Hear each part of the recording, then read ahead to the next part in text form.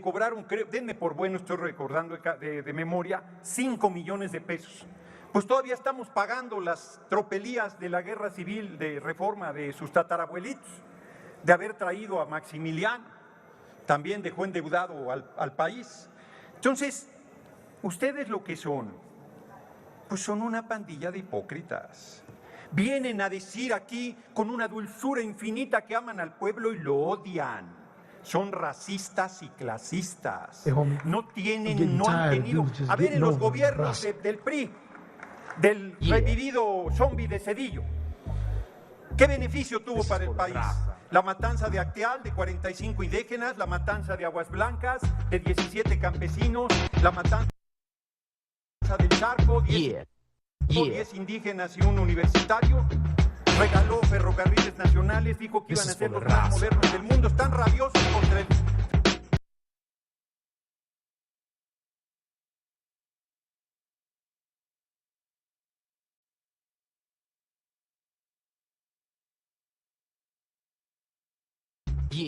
el Tren Maya, y su líder Cedillo se lo...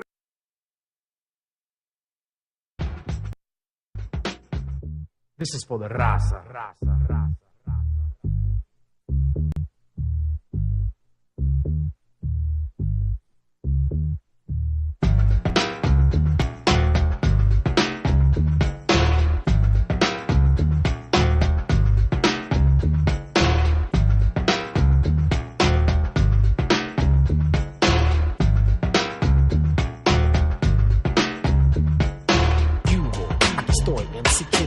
Yo soy jefe, patrón, it's the big boss. My cuenta's loaded, it's full of balas. I put it in your face and you won't say nada. About those cholos, you call us what you will. You say we are assassins and children got to kill. It's in my blood to be an Aztec warrior. Go to any extreme and hold no barriers. Chicano, and I'm brown and proud. Want this chingazo, Simona, so let's get down. Right now, in the dirt. What's the matter? You afraid you're gonna get hurt? I'm with my homeboys, my tats, my camaradas. Kicking back on mi ganga y pa' mí no diga nada. Yo soy chingón ese, like Al Capone ese. Controla todo, so don't ever try to sweat me. Some of you don't know what's happening, que pasa. It's not for you anyway, cause this is for the raza. This is for the raza.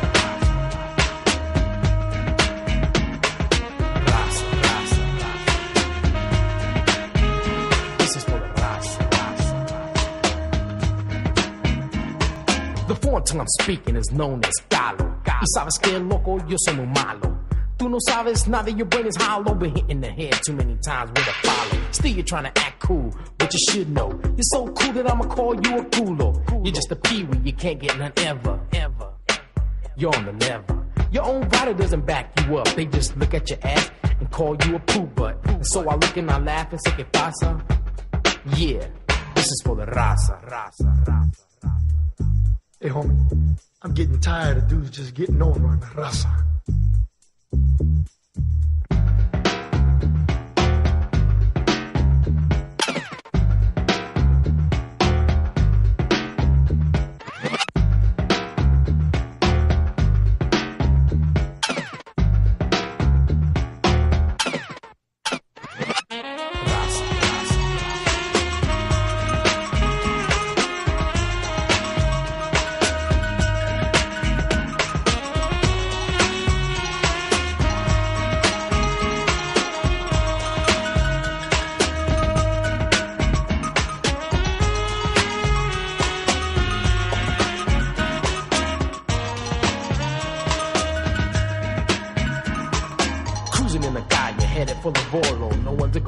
So I had to go solo. And when I go out alone, I pack. I don't sweat the javalas when I know that I'm strapped. Every time that I pack my piece, I pull it out quick and all the nonsense will cease. Just like the song when you're 18 with a bullet. Got my finger on the trigger and not afraid to pull it. If it gets out of hand, I know some mafiosos with the pull out questions on some stupid ass baboso. Sitting there wondering what's happening, ¿qué pasa? Yeah, this is for the raza. This is for the raza.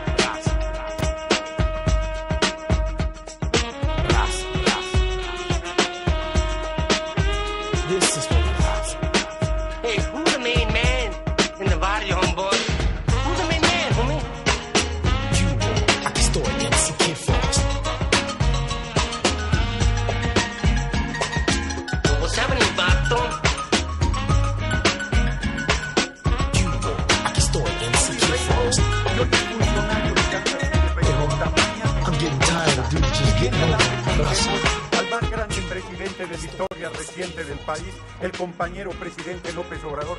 Larga vida al compañero presidente López.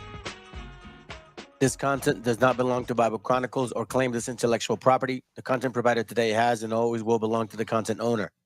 Bible Chronicles does not have any affiliation with the owner of this property. As mentioned, Bible Chronicles does not intend to make use of any material for the purpose of harvesting gain. However, Title 17 of United States copyright law states material and use can only be done when it's for theological or general educational purposes, and thus Bible Chronicles believes that this principal material falls under fair use, which honors protection under Section 107 of the same U.S. copyright law. Isaiah chapter 58 and verse 1. Cry aloud, spare not, lift up thy voice like a trumpet, and show my people their transgressions, and the house of Jacob their sins.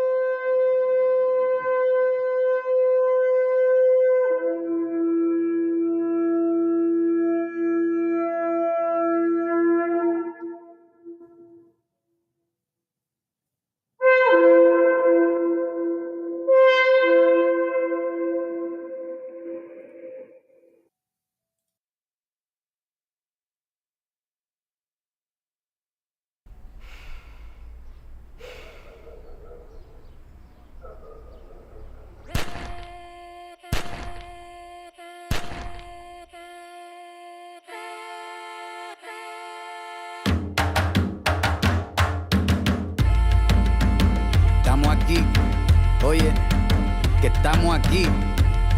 Mírame, estamos aquí. Desde hace rato, cuando ustedes llegaron, ya estaban las huellas de nuestros zapatos. Se robaron hasta la comida de gato y todavía se están lamiendo el plato. Bien encabronados con estos ingratos. Hoy le doy duro a los tambores hasta que me acusen de maltrato. Si no entiendes el dato, pues te lo tiro en cumbia, bossa nova, tango o vallenato. A lo calaboy y bambú, bien frontú, con sangre caliente como Timbuktu. Estamos dentro del menú. Tupac se llama Tupac por Tupac Amaru del Perú. América no es solo USA, papá. Esto es desde Tierra del Fuego hasta Canadá. Hay que ser bien bruto, bien hueco. Es como decir que África es solo Marruecos. Estos canallas se les olvidó que el calendario que usan se lo inventaron los mayas con la Valdivia precolombina. Desde hace tiempo, este continente camina, pero ni con toda la marina pueden sacar de la vitrina la peste campesina. Esto va para el capataz de la empresa. El machete no es solo para cortar caña, también es para cortar cabeza. Aquí estamos, siempre estamos, no nos fuimos, no nos vamos. Aquí estamos pa' que te recuerde. Si quieres mi machete te muerde. Aquí estamos, siempre estamos, no nos fuimos, no nos vamos. Aquí estamos pa' que te recuerde. Si quieres mi machete te muerde. Si quieres mi machete te muerde. Si quieres mi machete te muerde. Si quieres mi machete te muerde. Te muerde, te muerde. Los paramilitares, las guerrillas, los hijos del conflicto, las pandillas, las listas negras, los falsos positivos, los periodistas asesinados, los desaparecidos, los narcogobiernos, todos los que robaron, los que se manifiestan y los que se olvidaron, las persecuciones, los golpes de estado, el país en quiebra, los exiliados, el peso devaluado, el tráfico de droga, los carteles, las invasiones, los emigrantes sin papeles, 5 presidentes en 11 días, disparo a quemarropa por parte de la policía, más de 100 años de tortura, la nova trova cantando en plena dictadura. Somos la sangre que sopla la presión atmosférica. Gambino, mi hermano, esto sí es América.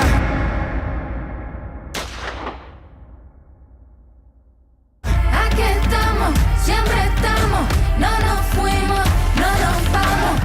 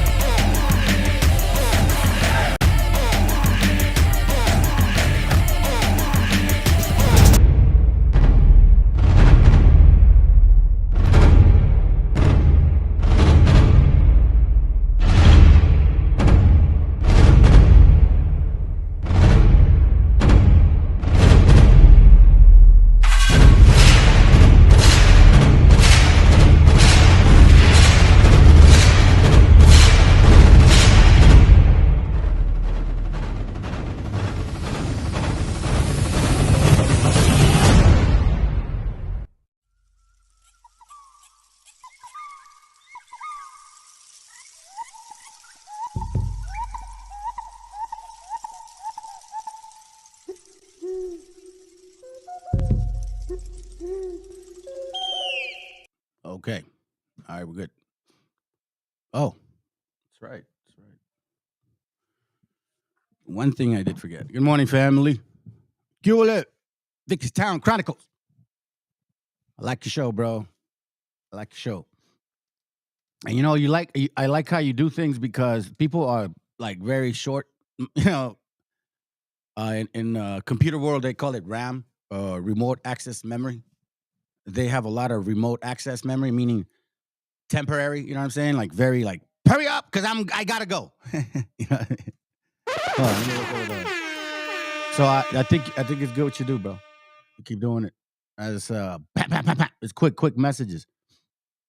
I wish I could do that, man. Like I guess maybe that Canaanite lady's right. You know what I'm saying? I talk too much. So, oh well, deal with it. Anyhow, good morning, good afternoon. Oh, hold on a second. That's right. That right there. So apparently, when I leave this wireless headset on, it echoes. Anyways, I leave it on so I can track the stuff that's going on. So good morning, good evening, and good afternoon. No, good morning, good afternoon, and good evening. Damn it, man. I always say that backwards. This is part 4 of the redo. Part 4 of the redo, as we all do. So again, it's redo of 1492. As you know, the last 3 days or so, I kind of got off topic, which is fine. I think it's good. You can't just be it's not possible. Anyway, so let's finish off what we initially started, family. Escuche nada más. We had been talking. Look, listen. I was very happy to hear this. Somebody brought this to my attention, so thank you. Appreciate you. What am I doing with this channel? Let's just, like I haven't really talked too much about that. So I'm gonna share this with y'all. I really didn't know. Okay, I didn't know where this was going. I knew it was like, hey, this is Northern Kingdom channel. I see enough Northern Kingdom channel. I used to believe in that drug trap shit. So that's where it was. The good news is I have free reign. Like I'm not subject to anybody's standards or I got to do it like BHI or I got to teach it. Nah, it's like I'm just gonna go with what I know. I'm gonna research. That's what I do. I research. And what I find now, and it's brought to my attention, is I'm bringing information that is relevant to our life here today, here in the States, and that has a lot to do with our background and our families and our traditions and what is going on, where we're from. Technically, some of us are from there. A lot of us are actually from here. We've just been kicked out and now we're back. Anyways, so when you really think about that, bringing the information or the understanding of across the world or across the country, coming back over here as well, connecting with the dots with the scriptures, giving y'all historical facts regarding who you are according to the Bible and how all of this isn't just in America. You know what I'm saying? It's not just in America. Martin Luther King, Malcolm X, and black and white. No, man, the world's huge. It's huge. It's huge. You know what I'm saying? And if you think about it, there's only supposedly, if we were to believe that 12-tribe church thing, there's only, Levi's doesn't count. Okay, I know you want to count them, but that doesn't count. I'll explain that later. But there's only technically 2 of you and the rest of us. But yet you were making it a big deal about 2 of you and completely ignoring the rest of us if we were to believe the 12-tribe stuff. So, thank you, by the way, for bringing that to my attention. I'm glad that this is actually making sense because I did not know. Maybe it's a so-called genre of a thing. Because I'm bringing y'all information from Mexico and that it's relevant to here and connecting the dots that it's all over the scriptures. So Lord willing, we continue with that walk, family. And all praises, man. And for you guys that's been sticking around with me and watching this, man, because it went from like 17 people watching to 300 and change. That's great. A lot of people say, there's only 3. Okay, cool. But you know what? Let it be at least a solid 20 to 30% of y'all that are watching that really care. At least that. All right. So let's begin. We left off with this México paraliza fábrica de Estados Unidos. So check this out. As a matter of fact, I'm going to magnify this because this is important. So we talking about the way that the scriptures are always going to manifest themselves, no, regardless of what you see or where you look around. Okay, so we know this for a fact that with the Most High, or at least when we were in so-called Egypt captivity, technically bondage, Israel is really what it means. They did the same thing. Exodus 1:10 says, "Come, let us deal wisely with them." So let's, it says, "Come." It isn't talking about one individual. Even though at that time Egypt was one nation, right? But it didn't say that. Egypt brought many nations, as you can see. Come. See, people think like, oh, it's just the pharaohs within. No. Egypt traded with many nations. If we were to get away, they would, then like what it says here. So if you think about what I'm sharing and where I'm going with this is, what about the Monroe Doctrine? The Monroe Doctrine is just like this.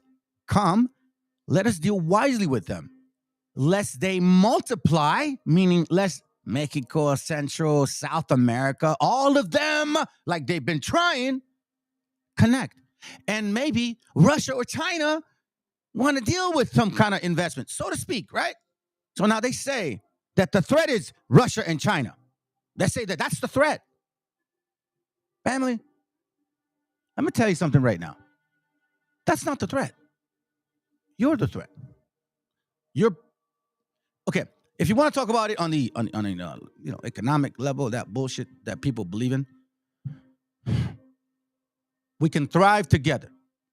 Most hardworking people in the entire world, our economic GPD, whatever, is off the roof. But that's not the point. If we connect spiritually, now that's where they know it is done for them.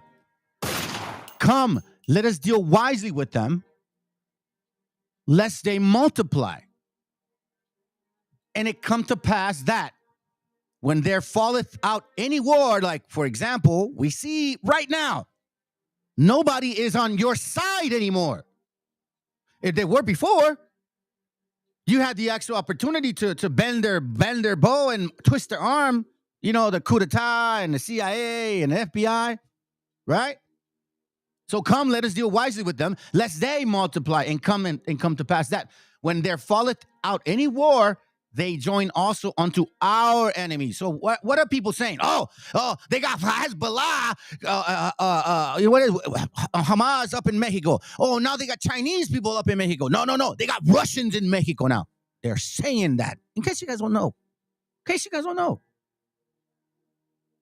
Come, let us deal wisely with them, lest they multiply. And it come to pass that when there falleth out any war, they join also unto our enemy and fight against us. Why is there such a called invasion? Lithium, petroleum. You see, this right here, what it means is people are afraid to lose power. It's that simple. I'll explain it to you. It's that simple. Come, let us deal wisely with them, lest they multiply, and it come to pass that when there falleth out any war, they join also unto our enemy, meaning when they lose, they got no more power, and fight against us, and so they get up out of the land, and so get them out of the land. Then he goes, therefore they did set over them taskmasters to afflict them. What has been happening? Well, I mean, we know this for a fact consistently, Operation Wetbag, Repatriation Act, Fumigation Baths, Sombrero Program, all these other laws that they've been passing lately, right? I mean, it doesn't necessarily have to be. Well, I mean, these guys are passing the law, so wouldn't you consider them taskmasters? Hello.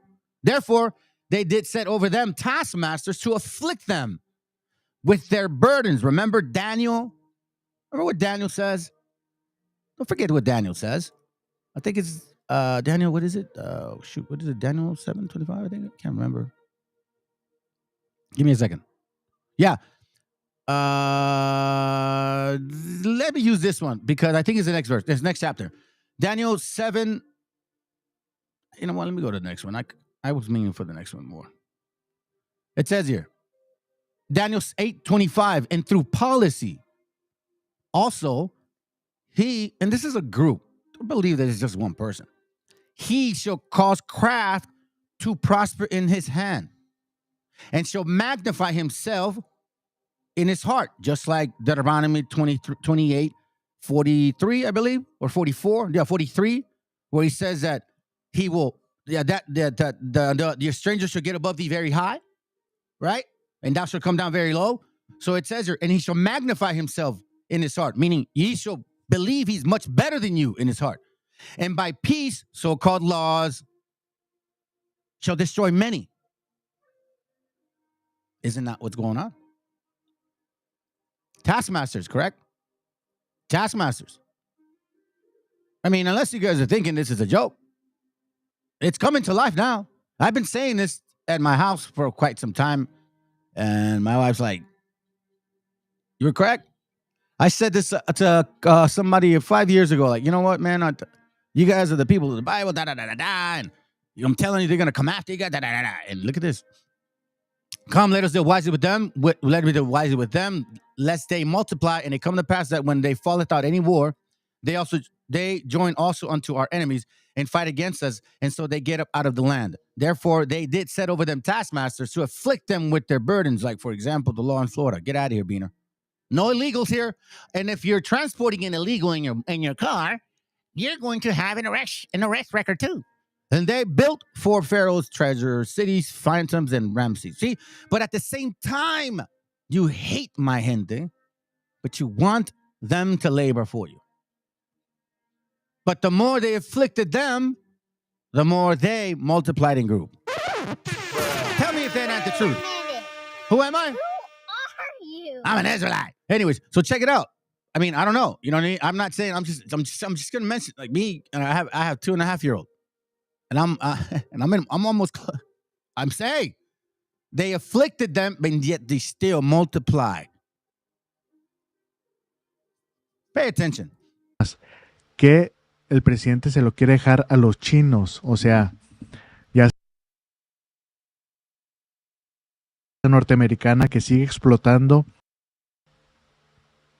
Mexicanos y mexicanas siguen llorando los gringos, así es, siguen llorando por esta cuestión que acaba de hacer el presidente Andrés Manuel López Obrador sobre cancelar la concesión de Vulcan o Calica, esta empresa norteamericana que sigue explotando Yucatán, la península de Yucatán. ¿Y qué pasó con esta empresa? Bueno, fueron y le lloraron al presidente Biden, sobre todo congresistas republicanos.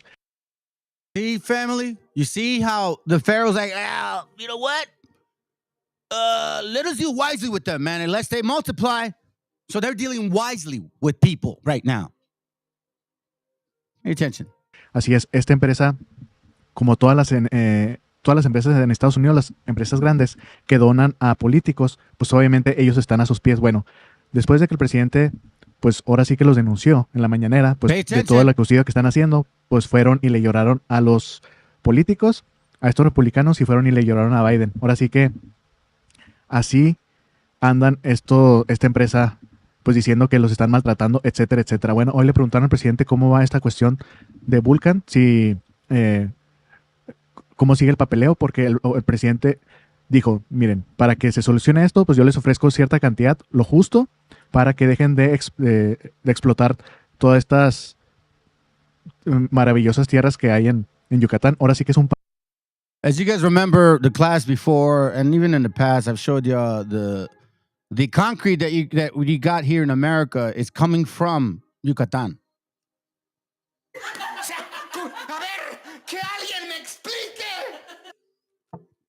Oh, you Republicans didn't know that? Wait, hold on a second. Did you Americans, so-called, did not know that the pavement you walk on is from Mexico? Did you not know that? Or did it pass by you?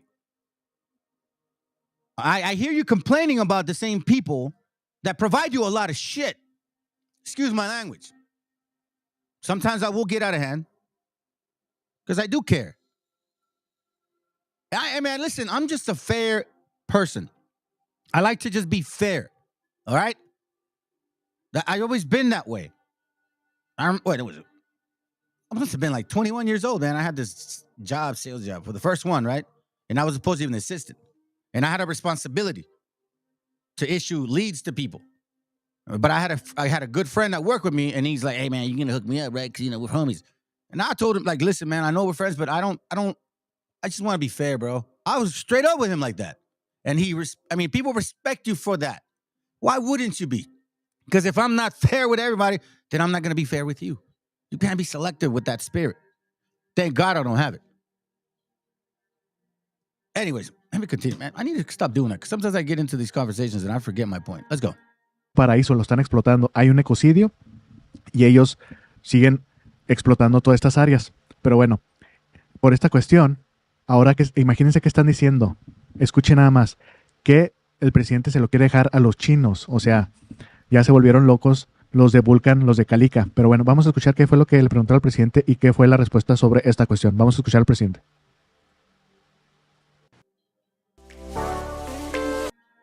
So as you can see, now they're saying, "Oh, they're dealing with other nations. We can't have that. There's absolutely no way that could happen." Why? Because if they do, then we may just lose power. Because that's what it's about. It's not about you people. You people, you collaterally damaged people. I'm just going to tell you the facts. It's collateral damage. Those elitists that you're so worried about, they've been planning this for years. You guys are barely waking up. We've been knowing this forever. You know why? Because we've been feeling it, man. Y'all are silly. Silly doves. All of a sudden now you're trying to be Mexicans and shit. Get the hell out of here. That's a joke to me. You know what, family? I'm going to show you something too, by the way. Where the hell is this? Where's the English? Sorry, fam. Hold on.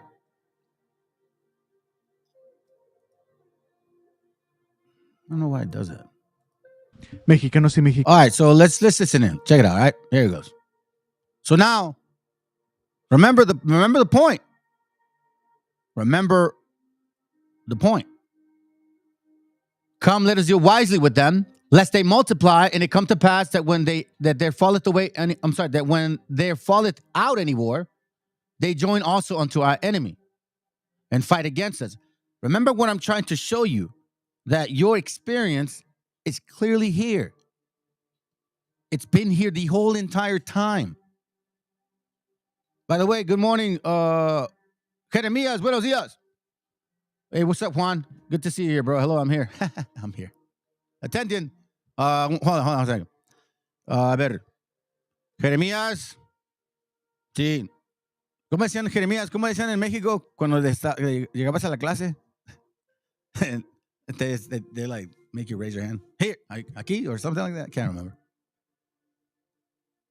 Anyways, man, let me continue with the class. Good morning, bro. Come, let us deal wisely with them. That's the point. Okay, let's go. Según este coronel estadounidense, jamás está en México. Así es, lo que está enfrentando el gobierno sionista de Israel a este grupo de Hamas en Palestina está en México, y que de aquí de México se está yendo hacia Estados Unidos. Así es, este coronel retirado, Douglas McGregor, que déjenme les digo la verdad, a mi punto de vista, él sí tiene muchas cosas favorables en el sentido de la cuestión, lo de la guerra del conflicto de... There you go, there. Eso. Ahí va. A ver, estudiante, presente. All will be revealed. Presente. Jeremías, presente. Juan Mo, hello, I'm here. hey, shalom, Mr. Cobb, bro. Shalom, bro. It's true, bro. I had to say it, dude. It's funny, bro. I remember that. Presente. Okay, let's go. Ucrania y Rusia ha dicho muchas cosas ciertas, pero en este caso hay que señalar pues esta barbaridad que es completamente falsa. Vamos a ver qué fue lo que dijo hace algunos días por esta cuestión del conflicto entre Israel y Palestina, mejor dicho, entre el gobierno sionista contra el grupo de Hamas. Bueno, aquí vemos su perfil: Douglas McGregor, coronel del ejército estadounidense veterano de combate retirado, asesor, autor, consultor y analista de televisión. Pero bueno, ¿qué es lo que ha dicho? Okay, so I'm going to read this for y'all. It says, estamos a punto de aprender algunas lecciones difíciles de las fronteras abiertas. Deja verlo claro, ¿eh? Dice, Hezbollah y Hamas tienen presencias muy grandes en México. Hay muchos musulmanes, suní y chiitas en México. Me han dicho, see, so I've heard, it's like this. That's what he says. I've heard, me han dicho, que tienen células dentro de Estados Unidos. You see what I'm saying, family? Cuando ataquen, vamos a descubrir qué tan letales son. Oh, my dear. A ver, que alguien me explique. Bruh. Wait a minute. Who are you? Are you guys listening to this crap? All right, so it says here, we're about to learn some very difficult lessons by having the open borders. Hezbollah and Hamas have presence, a very vast presence in Mexico. There's many Muslim Sunnis and Shiites in Mexico as well. I've heard, or I've been told, that they have cellular, or I guess sleeper cells, family, within the U.S. When they attack us, we're going to find out how lethal they are. Are you not catching what he's saying? Family, make this right. Make this very clear to y'all. Okay? This is a channel that obviously brings you guys scripture, history, and politics, okay? From here and down south. So I'm trying to make sure that you guys understand it's not just America that we're dealing with, man. It's a bigger picture, but it's not too far. Now, what you're finding out now is here that there's an attempt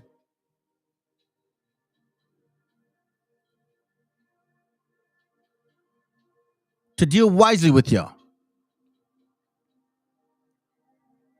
Now, where did I bring that? Where did I put that, by the way? Give me a second. We saw this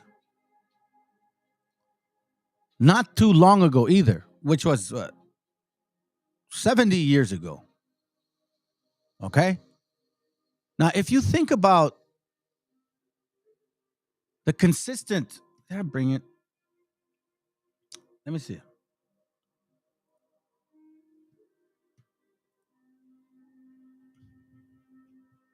See if I have it.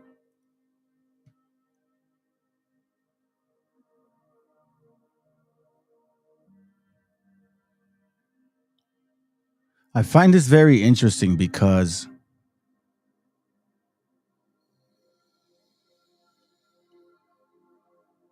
I read this. Where was it? Where did I read it?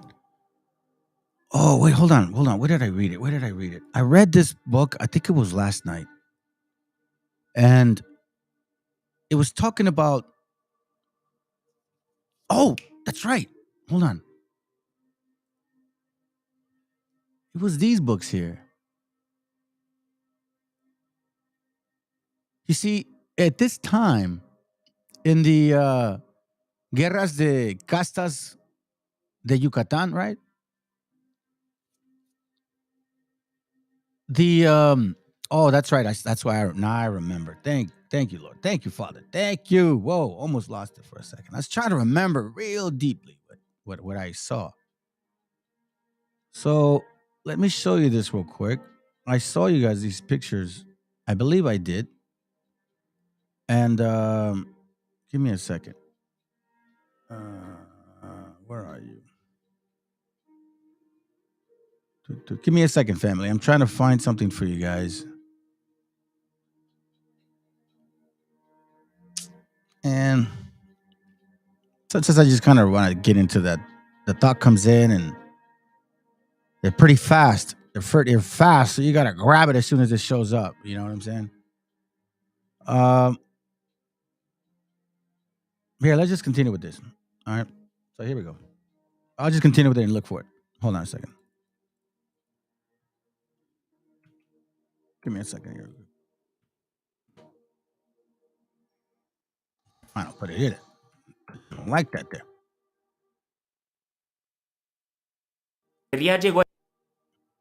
Hold on a second. Boom. It's not working now. Fine. It doesn't work. Okay, whatever. Okay, so check this out. We're seeing a similarity, and it's happening in two fronts. So we got this gentleman here, Bernie Sanders, says he hopes Israel rids of Netanyahu. We're talking about taskmasters, family. Okay? Now, Bernie says, railed against the government of Israel, prime minister. He says this about him. This is a horrendously complex issue. You got a right-wing government in Israel, which is racist. Again, taskmasters, right? The people, by the way. But good news is, last poll, blah, blah, blah, blah. All that whole, that whole political jargon, which is typical. They're always going to bounce back to that. Now, this guy, I believe, I'm sure he's Jewish, if I'm not mistaken. Sure he is. Last time I checked. Now, look at what this guy did. I'm going fast right now because I want to get to the point here. Keep it quilted means you keep it the best. Quiet. So watch this. Watch what they say. I showed this to you before, but now again, we're going back to historical times, almost in a sense. And it's like you for you that never believed in the scriptures, man, I don't know how you can ignore them now. Because they're literally in our face. Listen to this. All right. Who at a news conference in Tel Aviv. And he makes reference to the Bible. Now, of course, like I say, it's a religious country and a lot of religious fundamentalists there. But you what he references is really important. And you see what he's saying, family? You see what I mean? He's talking about just like you and I, we're living our lives, whatever, people mention the Bible. Yeah, it's Christianity, whatnot. But it's very significant what he said. It's very significant because listen to what he said, what he calls them, and who America is saying, and then what America is saying. Okay? Remember, let's connect the dots here. So, what did America say? Hezbollah, Muslims, Sunnis, Hamas, they're in Mexico. Now, watch what they call them. But you what he references is really important. And you see how the fascists of his ilk, right, are working hand in hand, or at least their aims here are walking alongside those of the religious fundamentalists that you describe. Yeah, here he goes. He's go ahead. You must remember what Amalek has done to you, says our Holy Bible, and we do remember, and we are fighting. Our brave troops and combatants who are now in Gaza or around Gaza and in all other regions in Israel are joining this chain of Jewish heroes, a chain that has started 3,000 years ago from Joshua ben Nun until the heroes of 1948, the Six-Day War, the 73 October War, and all other wars in this country. Our hero troops, they have one supreme main goal: to completely defeat the murderous enemy and to guarantee our existence in this country. We've always said, never again. Never again is now. All right, do you guys understand what that means? He called Hamas Amalek and utterly destroyed them. Look, in case you guys don't know, if you follow the oil, you're going to learn history. It all started here. Here. Gotta find out. Because if you see the movement of what El Gringolandio did, watch the map. He went from Mexico and then beep, beep, beep, beep. And then now you look at history and you just see that in reverse now. Okay. I guess maybe it's over some of the people said. But let's continue. This gets even more better because look at what he says. Never again, except it only means never again for us. Well, the point about that him dropping that Amalek as a quote, Amalek, we should say, is Amalek was the sort of, I guess, the in the Bible was a staunch enemy of the Israelites. 1 Samuel 15:3, if people want to look it up. And what? Let's read that. Let's read that for the sake of the family. Yeah, we're gonna see that real quick too. Watch. Let's see that real quick. What do you say? First, you said First Kings, right? I believe First Kings 15:23. Barely caught it. Can't remember. No, I can't. Must have. Yeah. What's going on, brother? What's going on, brother? What? What? Lights. 1 Samuel 15:3, if people want to. 1 Samuel 15:3. Thank you. It says here, 1 Samuel 15:3, and he walked in all the sins of his father. Wait, hold on. 1 Samuel 15:3? Is that right? Oh, I'm in Kings. Hello. Piensa la güey. 1 Samuel 15:3. Now go and smite Amalek. Damn. Smite Amalek. Okay, let me see. Sorry, fam, I'm a little bit confused here right now because apparently I have it all together, man. Just leave it alone. Okay, here goes. Now go and smite Amalek and utterly destroy all that they have and spare them not, but slay both man and woman, infant and suckling, ox, sheep, camel, and ass. Now, I've showed y'all in other classes where the president of Colombia says, look at what goes on over there, and you're going to see a reflection of what goes on here. Family, in case you don't know this, and AMLO said this, about 10,000 or more children and women are dead, or, civilians, not soldiers. 10,000 plus civilians? That's what he said. I'll look for the video as we move forward. Hopefully I remember. But utterly destroy them, which is why when the president in Colombia is like, we need to look at them. They're a light of an example.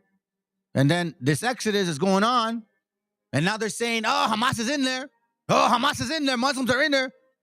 And he goes, they're not going to accept them in anymore. What they're going to do is they're going to possibly put them in encampments, which I've seen them, and shoot them. Utterly destroy Amalek. Are you serious? I'll look it up. And what 1 Samuel 15:3 calls for is now go and smite Amalek and utterly destroy all that they have and spare them not, but slay both man and woman, infant and suckling, ox and sheep, camel and ass. In other words, annihilate everything.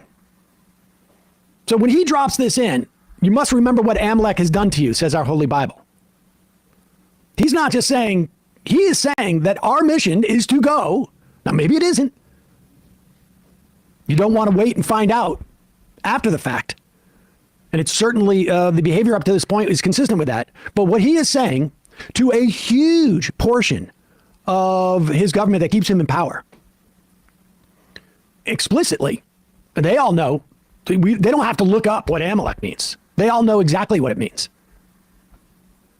It means that our response is going to be to kill everything and everyone. Man, woman, infant, suckling, ox, and sheep, camel, and ass. Genocidal language by every measure, And as I mentioned earlier, 800 international lawyers, including genocide scholars, signed a letter last week warning of crimes of genocide in Gaza. That is what we are seeing at this point. So I'm sick of seeing Israel-Hamas war back and forth. Israel. So as you can tell, it's getting pretty out of hand. And I me particularly, I find it very, it's like Amalek, Hamas, utterly destroy them. Oh, Mexico, they got drugs. They're terrorists now. Let's call them terrorists. Oh, hey, wait, Hamas is in there. Hamas is in there. So is Muslims.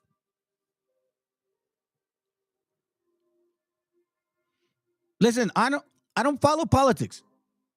But this is weird. So again, it goes to Gringolandia. Because I'm not of this world. Yes, obviously you give to Caesar what's to Caesar. You know what I mean? To pay your bills, whatever. Follow law. Scriptures say, follow the laws of the land, and you'll be fine. If you keep the laws of the scriptures, you'll be. I mean, come on, bro, you'll be fine. But I find it very interesting because the propaganda behind people here, the Republicans and Democrats, the hypocritical nature of them. And it's very blunt to us now, very clear what you guys are about. And this blatant attack on people is a micro example of a macro example of what happened to us. So now, I never knew that you could do this here in this country. It's being censored? So it says your only Palestinian American rep censored over Gaza. Why? Because she's Palestinian. What? So let's say something happens with Mexico. Are you going to censor every so-called Hispanic representative? Because, you're going to be biased over it? So aren't you biased over your own selves? I'm saying, you see how hypocritical you guys are? Let's listen to this. I can't believe I have to say this, but Palestinian people are not disposable. We are human beings, just like anyone else. My city, my grandmother, like all Palestinians, just wants to live her life with freedom and human dignity we all deserve. Speaking up to save lives, Mr. Chair, no matter faith, no matter ethnicity, should not be controversial in this chamber. The cries of the Palestinian and Israeli children sound no different to me. Why?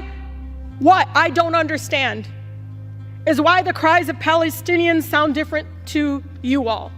I urge my colleagues to join with the majority of Americans and support a ceasefire now to save as many lives as possible. It is important to separate people and governments, Mr. Chair. No government is beyond criticism. I can't believe I have to say this, but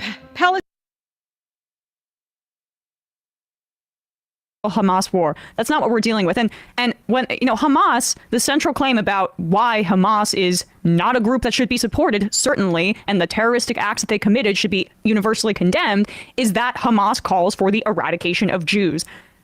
That's exactly what Netanyahu is saying about Gaza. And to add to the complete insanity of that is that Israel actually has the means to do that, because of the advanced weaponry that they have, because Gaza has been under blockade for 18 years at this point, because Israel controls their land and sea borders, because they have the ability to cut off internet access, electricity, fuel, water, babies drinking brackish water right now in Gaza. Because they have the ability to do all of this. They have complete control over Gaza. That is the ability to put systems of eradication into place. And it's already happening in these weeks that we've seen this. We've been witnessing this horror show. So, and then again, that's why it's weird to me, man, because there's people dying over there, bro. Seriously. I'm like, bro, what the? And then you keep hearing. You must remember what Amalek has done. Quiet. You have to remember what the people are saying. You got to listen to the wind. comparing Amalek to them. Like, whoa, bro. And now you're saying they're over here and then they're within our people. Are you guys not paying attention? Somehow, some way, that y'all are the talk now. This Deuteronomy 25:17. Remember what Amalek did unto thee, by the way, when ye were come forth out of Egypt. So Amalek is trying to tell someone else that they're Amalek. Remember Revelation 2:9? It's nothing new under the sun, fam. Let's go to Psalm 64 real quick. Where we at? Psalm 64. Let me show you this. Psalm 64. We're going to read from verse 2 through... Here, let me make this simple. 2:5 says, hide me from the secret counsel of the wicked, from the insurrection of the workers of iniquity. You see, something's brewing, fam. And if you pay attention, you're kind of going to see, like, hey, hold on, what's going on here? Like, it's not all just clear just yet, but it's becoming, like, it's brewing. So that's why scripture here, we hear, hide me from the secret counsel of the wicked, because it's secretive. Like, you can't really figure them out. From the insurrection of the workers of iniquity. Insurrection. What does that word mean? Insurrection. And insurrection. Here it goes, right? An act or instance of revolting against civil authority or an established government. Oh. An established government. Like invading.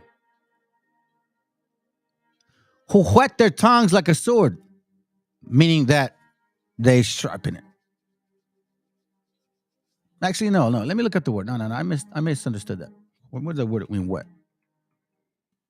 Oh, not that spelling, nerd. It means sharpen. Yeah, sharpen. Who sharpen their tongues like a sword.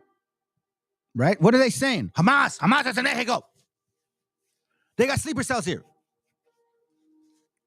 Eventually, now they're like, matter of fact, a brother told me, I wouldn't say his name, but that they're pulling people over in Denver now. Another guy showed a video where he was in Texas and there was a Florida guy. You know what I'm saying? A Texas, Florida guy. Cops are asking people now for their papers. Who whet their tongues like a sword. They're sharpen it. Hey, listen, why do you think, maybe eventually they're going to start pulling you over? You may even be like, not being pulled over because you're so-called Hispanic. Now they'll be like, hey, you look Arabic, puto. Pull them over, hey. Who whet their tongues like a sword and bend their bows to shoot their arrow, meaning that, when they're like, shh, they are targeting you purposely. They're not aimlessly shooting. And bend their bows to shoot their arrow. You see, when you shoot an arrow, you don't just, it's not like a shotgun. No, it is targeting. It is precise.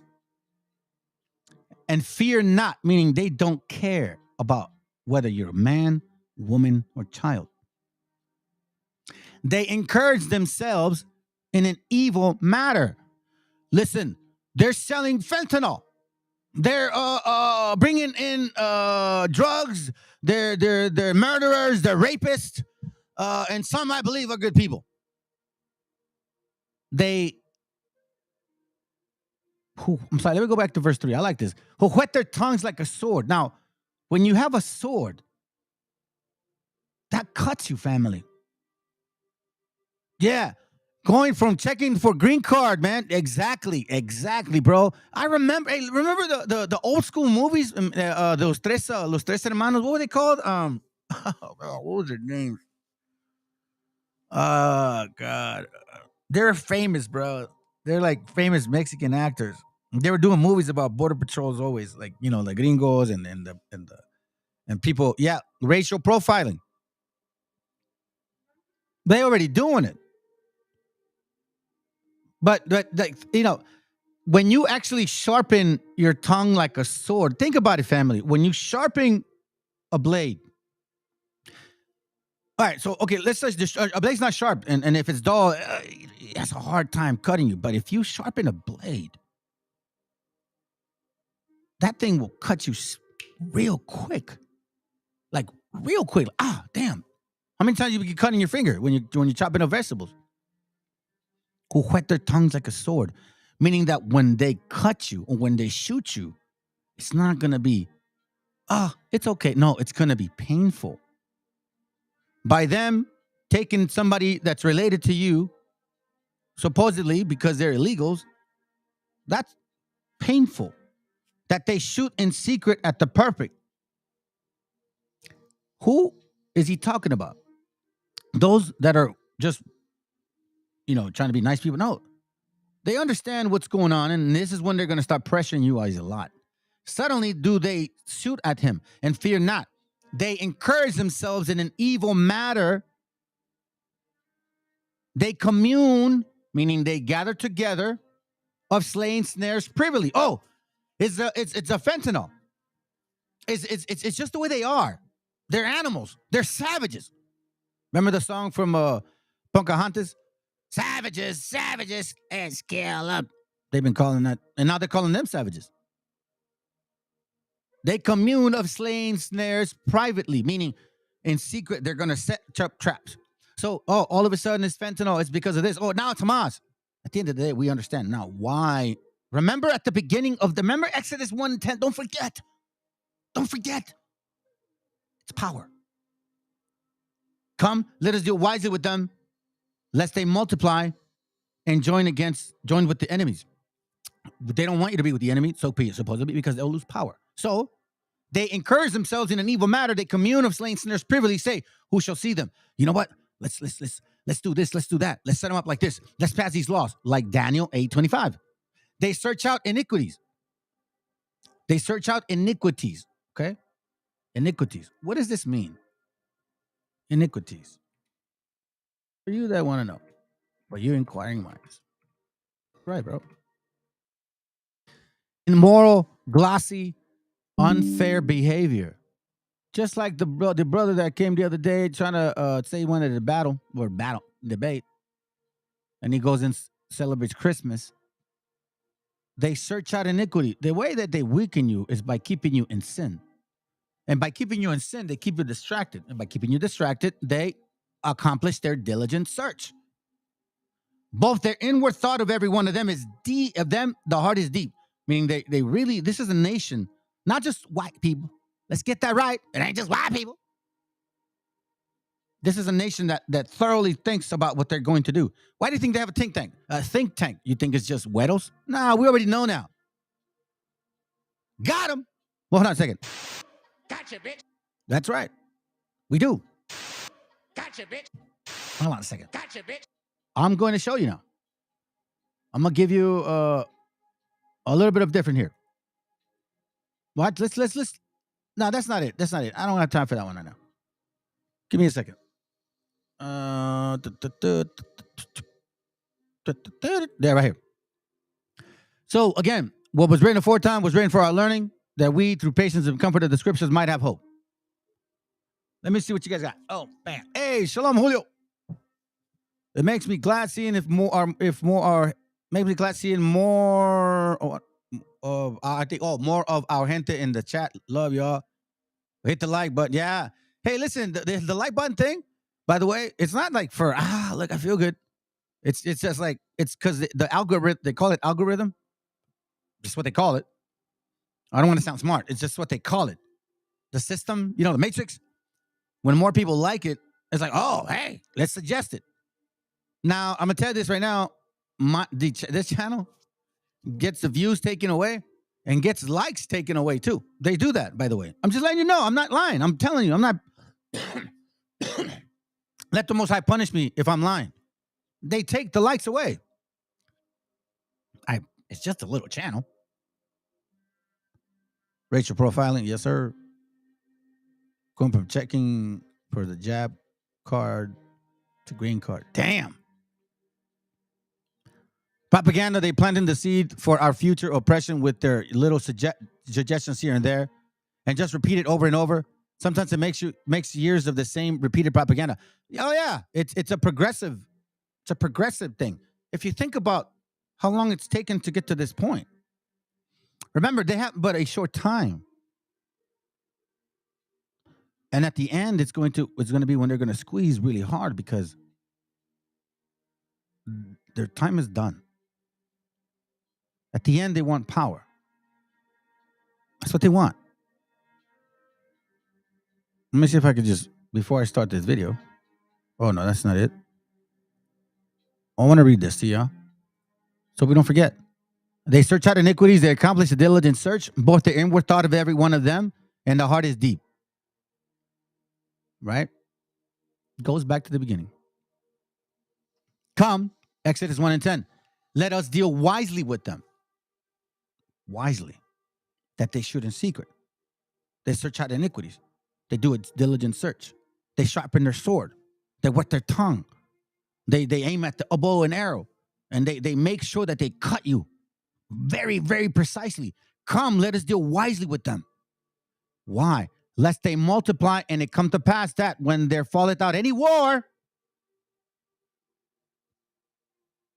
they join also unto our enemy and fight against us. And so get them out of the land. So, and fight against us, meaning that if they lose, you got no more power.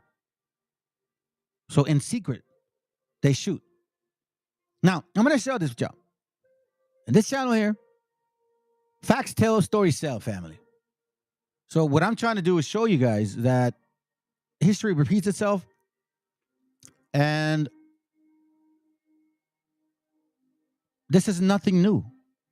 Come on, get in there, bro. Watch this real quick. Let's listen to this. Thank you, bro, for sending me.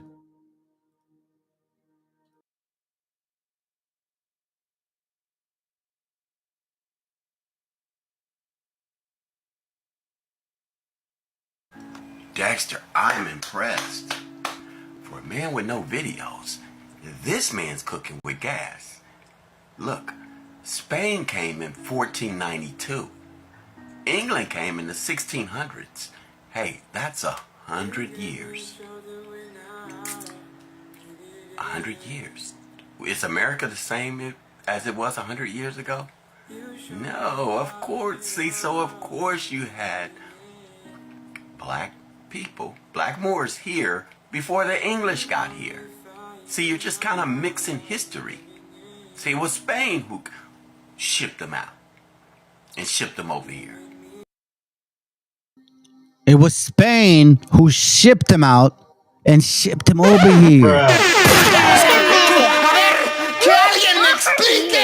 And who have I been saying was shipped out and financed the ships to come here? Because they were looking for what were they looking for, family? I'm gonna give you, okay. Matter of fact, I want to involve you guys. Since there's several people here, by the way. Thank you very much for y'all being here, man. It's not about me. It's about you guys. No matter of fact, it's not about me and it's not about you guys. It's about whoever hears this after they hear it from you. That's what it's about. Because I'm gonna tell you this right now. That's what it matters. That's what matters. It's not about me or you. You're here. You heard it. You know what? And if it resonates with you, you're gonna be like, you know what? I need to share this with somebody I love. That's what it's about. Okay? Watch this. Remember, they sent them first.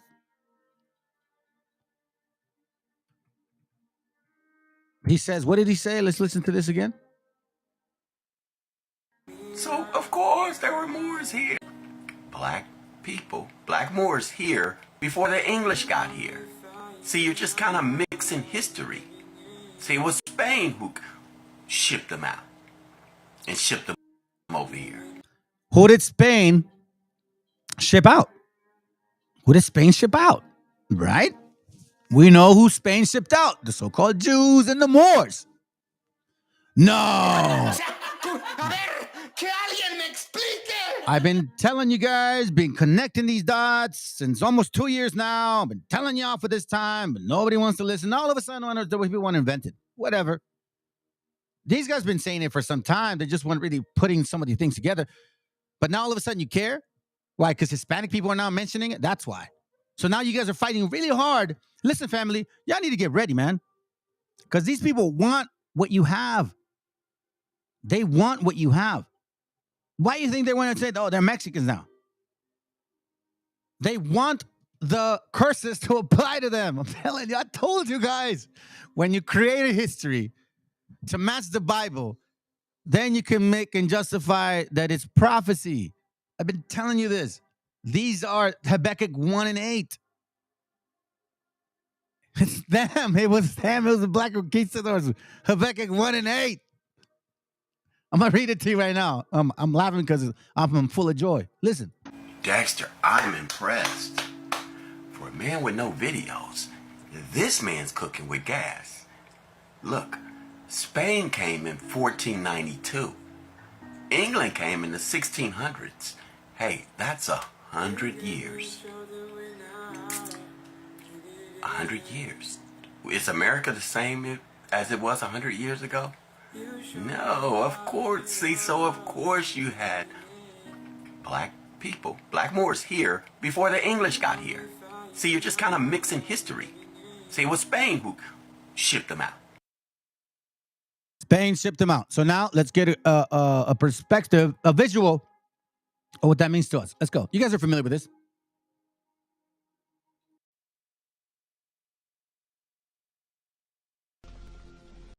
Why do you wish to sail west? To open a new route to Asia. Asia is the richest kingdom, the land of spices and gold. At the moment, there are only two ways of reaching it. By sea, sailing around the African continent. The journey takes a year. Or by land. But the Turks have closed this route to all Christians. There is a third way. By sailing west across the ocean sea. The distance is unknown. It's said to be infinite.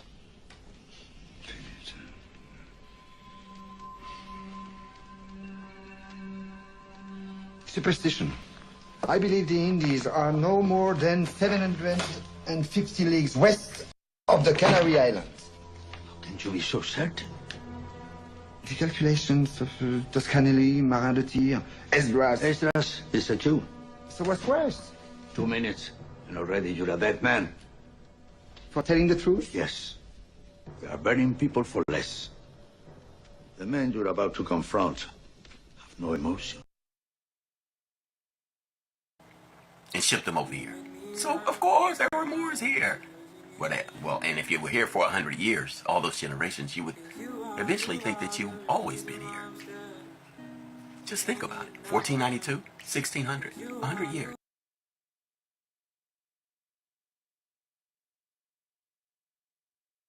It's a double whammy.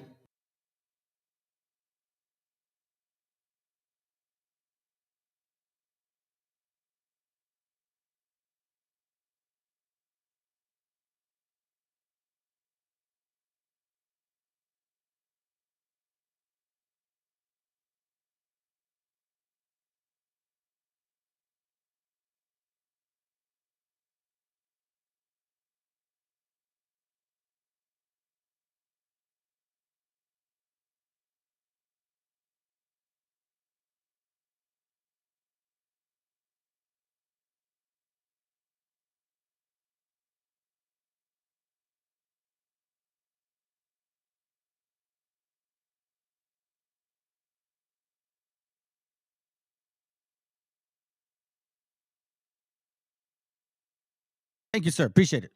So again, what we see now is, well, I mean, what do we see?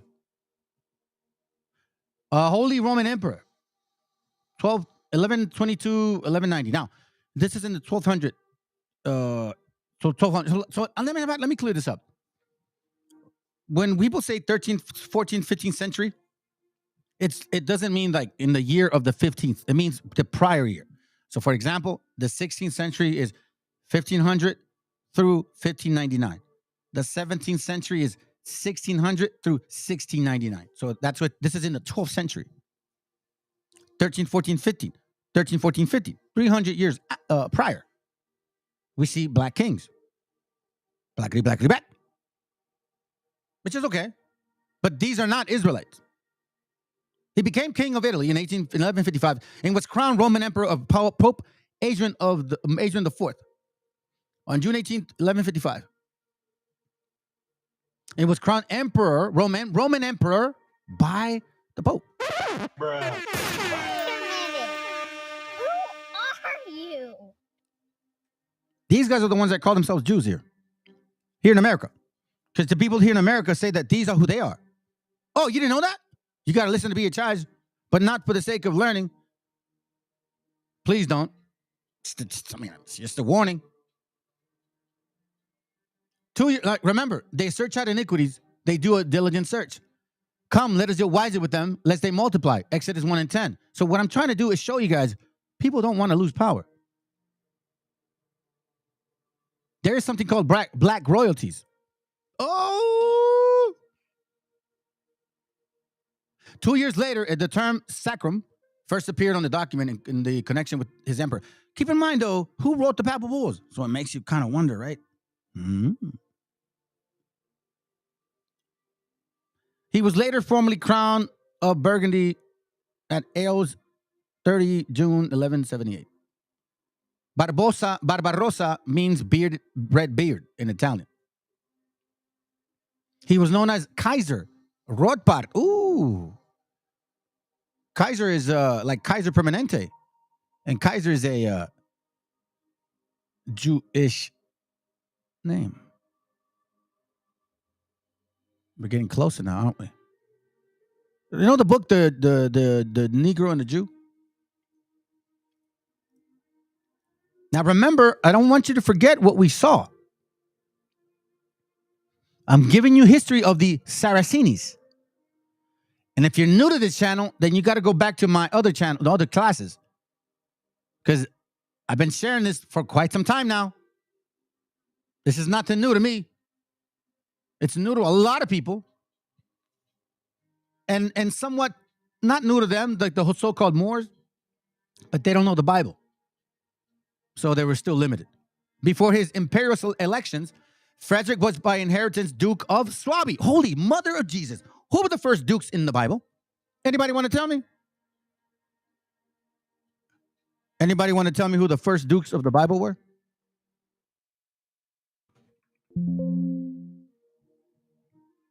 I'll give you guys a few seconds. Oh, yes, sir. No, hell no, man. And it's not even me. It's the Most High, bro. It's not even me. Listen, I'll praise to the Most High that he's given me the ability to do what I do. Without him, I'd just be, I'd have no skeletons. Let's put it that way. With him, I'm solid, bro. I'm solid. And I'm trying to share with y'all these things because I want y'all to have the same thing at your home. That's right. There you go. Genesis 36:15. These were the dukes of the sons of Esau. Wait a darn second here. Hold on. Wait. But these were black. So-called, right? Mm-hmm. These were the dukes of the sons of Esau. Like the Duke of Medici, he was so-called black. These are the kings that BHI say they are. They say that they ruled Europe. They were calling themselves dukes. These were the dukes of the sons of Esau, which, by the way, Esau is the father of Amalek, which, by the way, the daughter of Esau is Amalek, in case they didn't tell you guys that. The daughter of Edom is Amalek. So we have Edom, Amalek, and who else? Who did the Most High say we'd be dealing with? Who did he say we'd have issues with? This is in judgment. In Judges. Judges means judgment. Okay? Don't forget. Judges 3:1. Now these are the nations which the Lord left to prove Israel by them, even as many as Israel had not known unto all the wars of Canaan. Holy moly. What ain't? Only that the generation of the children of Israel might know to teach them war. At least such as knew as before knew nothing thereof, namely 5 lords of the Philistines. Okay, well, hold on. And all the Canaanites, and all the Sidonians, and all the Hittites that dwell in Mount Lebanon, from Mount Baal Hermon unto the entering of the Hamat. Ooh, ha ha! To the entering of the Hamat. Oh my God! Did we just connect to that?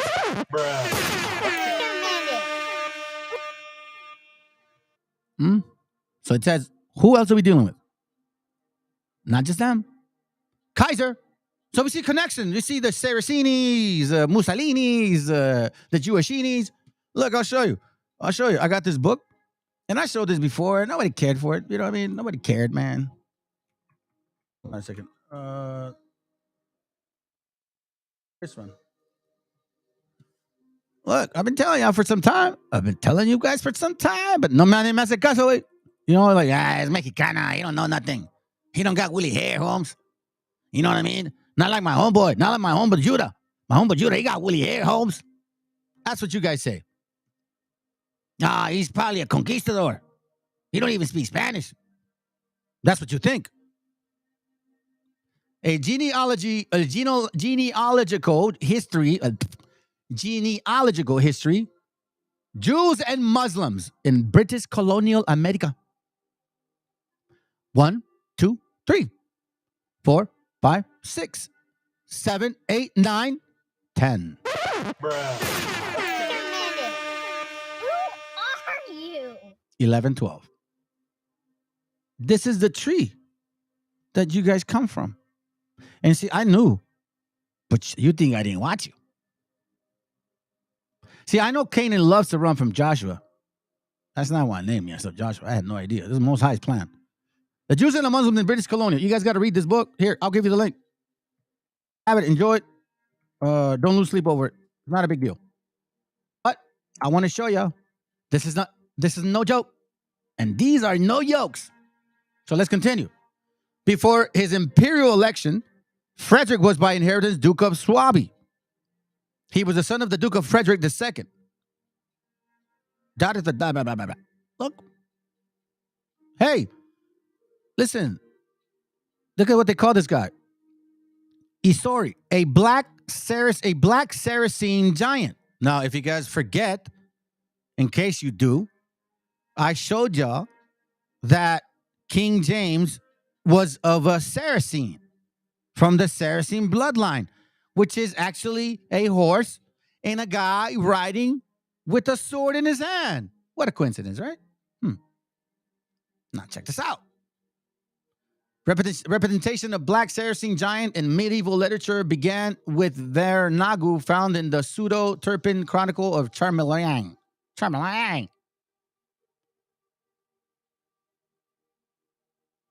King of great strength. There was none such in Europe. So strong and so long in length. Okay, well, whatever you think. Well, I don't know, man. Hey, I'm telling you, Edom, man, y'all are weird. Edom's weird. There's also the legendary fight William of Orange and Yeshua, a black Saracen giant. Above Yeshua, the black Saracen giant. Yeah, I'll show you something. Let me show you something. Sorry, family. I'm like a grown-ass kid. A responsible grown-ass kid, that's for sure. Check this out. I find that funny because look, that's why I was like, dude, listen, this is weird. Okay, so this is the book from, it shows like the conquistador showing with the African, right? But here's the point. You see the African guy? Look how big he is. Look, here's a horse, right? Okay, here's a horse walking right here. The horse's head is right here. And the horse's head is to this guy's chest to the neck. This is a Spaniard on the little, look at his legs, like little tiny legs and shit, right? You know what I'm saying? So our people, we're not that short. You know what I mean? You know, we're not that short. But this guy, he's bigger than the damn horse. What the hell? Bruh. Right? The African-born explorer Juan Garrido participated in the Indian Wars in Hispaniola and Juan de la Ponce discovery in Florida. He is shown here accompanying Hernan Cortez in his Mexican campaign. This was Juan Garrido, bro. Juan Garrido was huge. He was bigger than a horse.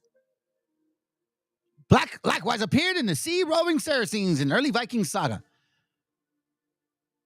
This Ostrogot of Ethiopia, he was a king of great strength. Where's it at? He was so strong and so long. Perverts. Let's see. What are you talking about? Saracen giant. There it goes. Above Yeshua, the black Saracen giant, 1250 AD. Realistic association of tall Africans in Saracen armies.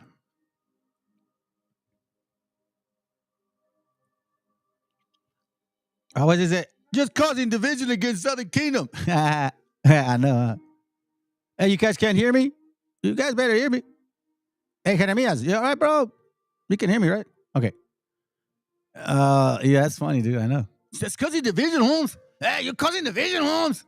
You don't know nothing. Okay, sure. This is Juan Garrido family. This tall, freaking Saracen man of a giant.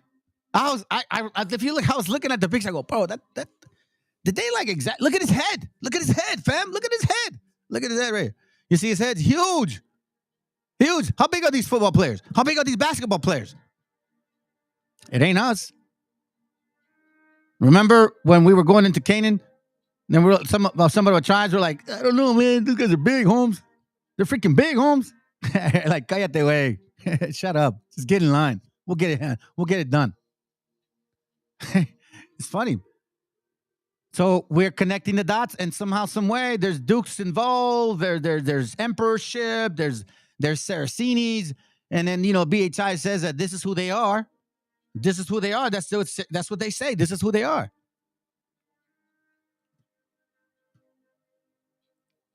I mean, I'm gonna believe them. So let me bring you back to the point that I don't want you to miss the point. Okay. So now these guys here, now they're saying that they are the people of here because of the pictures and what does he say? See to the general Native American darkies, the real Yankee blackamoor. You see that? He is going away clown south to something Dakota to see the genuine Native American darkies, the real Yankee blackamoors. See? That's why the guy said, you've been here long enough, you start trying to believe you are. Well, I mean, technically, that's what Canaan is. Canaan has, like I told y'all, the psychological analysis that I came up with. I'm not a professional. You know what I mean? I'm just saying, it's my opinion. Don't take my word for it. But what I found out that they fall under what's called a personality pretender syndrome, it's called. Which has to do with schizophrenia, bipolarism, depression, which has to do with confabulation, meaning that they take upon them things that they didn't really understand, but they create it and make it believe it's them. Just like Canaan. Canaan was never supposed to be in the land of Shem, but you lazy mofos didn't want to even walk that far. You're like, man, I think we're good here.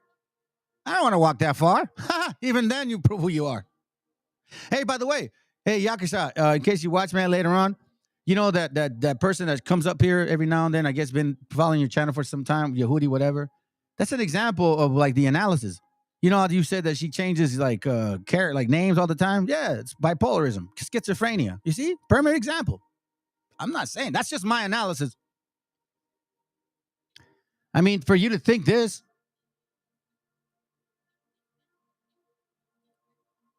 it's a brand new and you know, I just find it funny. But let's not forget the point, because I'm about to show you something.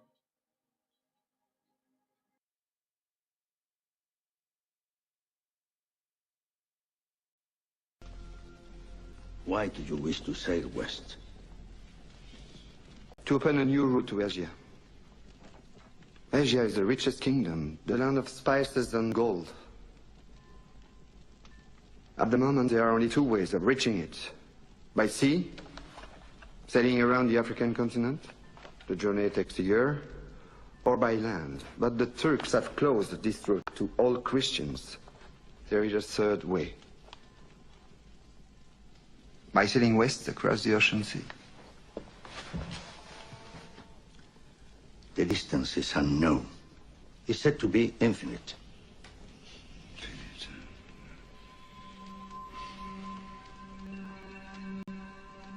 Superstition. I believe the Indies are no more than 750 leagues west of the Canary Islands. How can you be so certain? The calculations of Toscanelli, Marin de Tir, Esdras. Esdras is a Jew. So what's worse? 2 minutes, and already you're a dead man. For telling the truth? Yes. They are burning people for less. The men you're about to confront.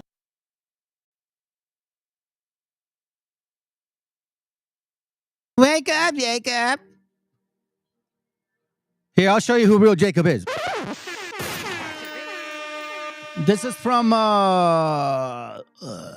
Los Judíos en el Descubrimiento de América. Daniel Mesa Bernal. Año 1989, número 252, volumen 38. Reportario histórico de la Academia Antioqueña de Historia, fundada en 1903. It's a reprint. So vamos a página. We're going to read in Spanish a little bit, fam. Página 5 dice: creencia judía sobre nuevas tierras. Remember, Ezra said, oh, Toscanini, Ezra's. Oh, we didn't know who was here. They search out iniquities. They search out iniquities. They do a diligent search. Let me read it again. I'm trying to connect the dots for you guys because it's repeating itself over and over. You got to look around too. It's not, you got to look around, family. Okay, 64, Psalm 64, 6. They search out iniquities. They accomplish a diligent search. Both their inward thought of every one of them and their heart is deep. See, just because they're ahead of you if you don't wake the hell up. I'm telling you, Raza, y'all need to wake up. You guys have been asleep too long. You guys have been asleep too long. That's enough. Wake up. That's it. That's done. Sleep is over. Wake the hell up. People are trying to take your heritage. They're trying to take your shit. They're trying to say they are you. They're trying to say, like, literally, that you guys are Mongols, that you guys are like, I don't know, from some other planet. God knows where. But you can't match our food, our clothing, our style to any other world, part of the world except here, but we're not from here. But yet we can find Africans in Africa. And you're from here. Let's read. Because I know that there's Jews and Blackamoors, and y'all mixed together. That's why you have the, what's called the miscegenation. And Edom doesn't like that. See, Edom doesn't like mixing. But you guys do. Canaan loves it. Pay attention. Judíos y conversos apoyaron el viaje de Colón con entusiasmo. Judíos y conversos. Remember, there's conversos. There were Jews that, keep in mind that when the so-called Muslims ruled Europe, the Jews thrived. The so-called Jews. Judíos y conversos apoyaron el viaje de Colón con entusiasmo, pues estaban convencidos que existían hebreos en otras tierras. Esa convicción se fundaba en la tradición, en las interpretaciones de los rabinos de los libros sagrados, the scriptures, y en los comentarios de los viajeros, the other ones. Siempre preocupado a los judíos la desaparición, siempre preocupó a los judíos la desaparición de las 10 tribus que se remonta al año de 722 antes de Jesucristo, cuando el rey Sargón II tomó la capital del reino de Israel y dispersó su población. Hasta la época del descubrimiento de América se consideraba que las 10 tribus vivían en Azeroth, palabra que significa la otra tierra. Término confuso y poco significativo. De allí que surgieron hipótesis y fantasías. ¿Okay?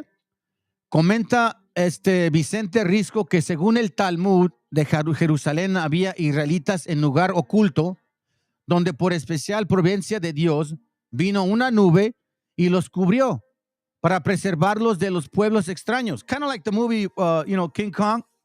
Remember, they're trying to find that land, the island, and it's like hidden in like fog, like that. It says, Sheder Olam llama a aquellos nubles montañas de oscuridad y se interpretado que esa tierra oculta durante siglos fue América. La idea que las 10 tribus vivieron en tierras lejanas se basa principalmente en los libros cuartos de Esdras, un apocalipsis que contiene las visiones que tuvo en Babilonia en el año 557 antes de Jesucristo. En él se da cuenta del destino del pueblo de Israel y se dice que las 10 tribus tardaron año y medio en la travesía después de que fueron esclavizados para llegar a una tierra desconocida y deshabitada, Astorath, y que diversos autores han insistido desde el siglo XVI. ¿Ya bien? From 1500 through 1599.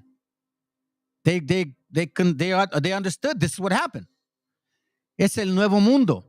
El libro 4 de Esdras, o 2 Esdras 13, 40 and 46, parece fue escrito en hebreo o arameo o no está incluido en la Biblia. Es uno de los libros apócrifos más importantes del Antiguo Testamento y fue incluido como apéndice de la Vulgata, por lo que gozó en gran difusión.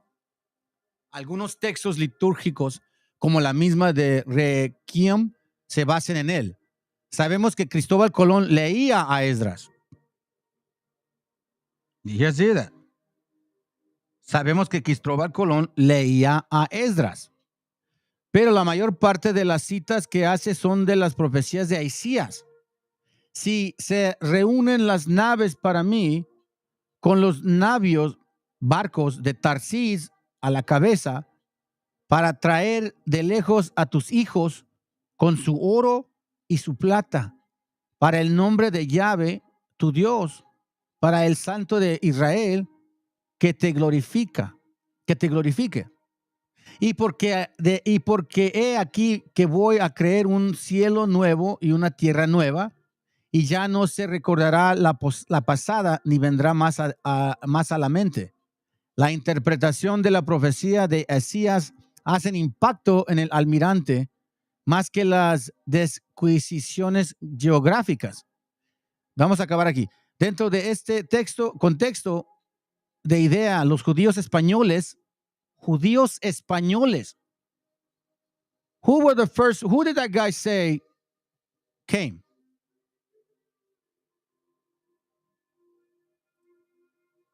What did he say came?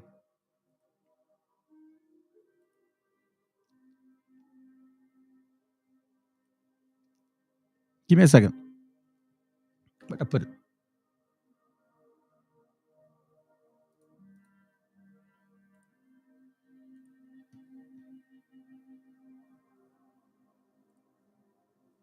I have it. Give me a second, Phil. Let's not forget the thought.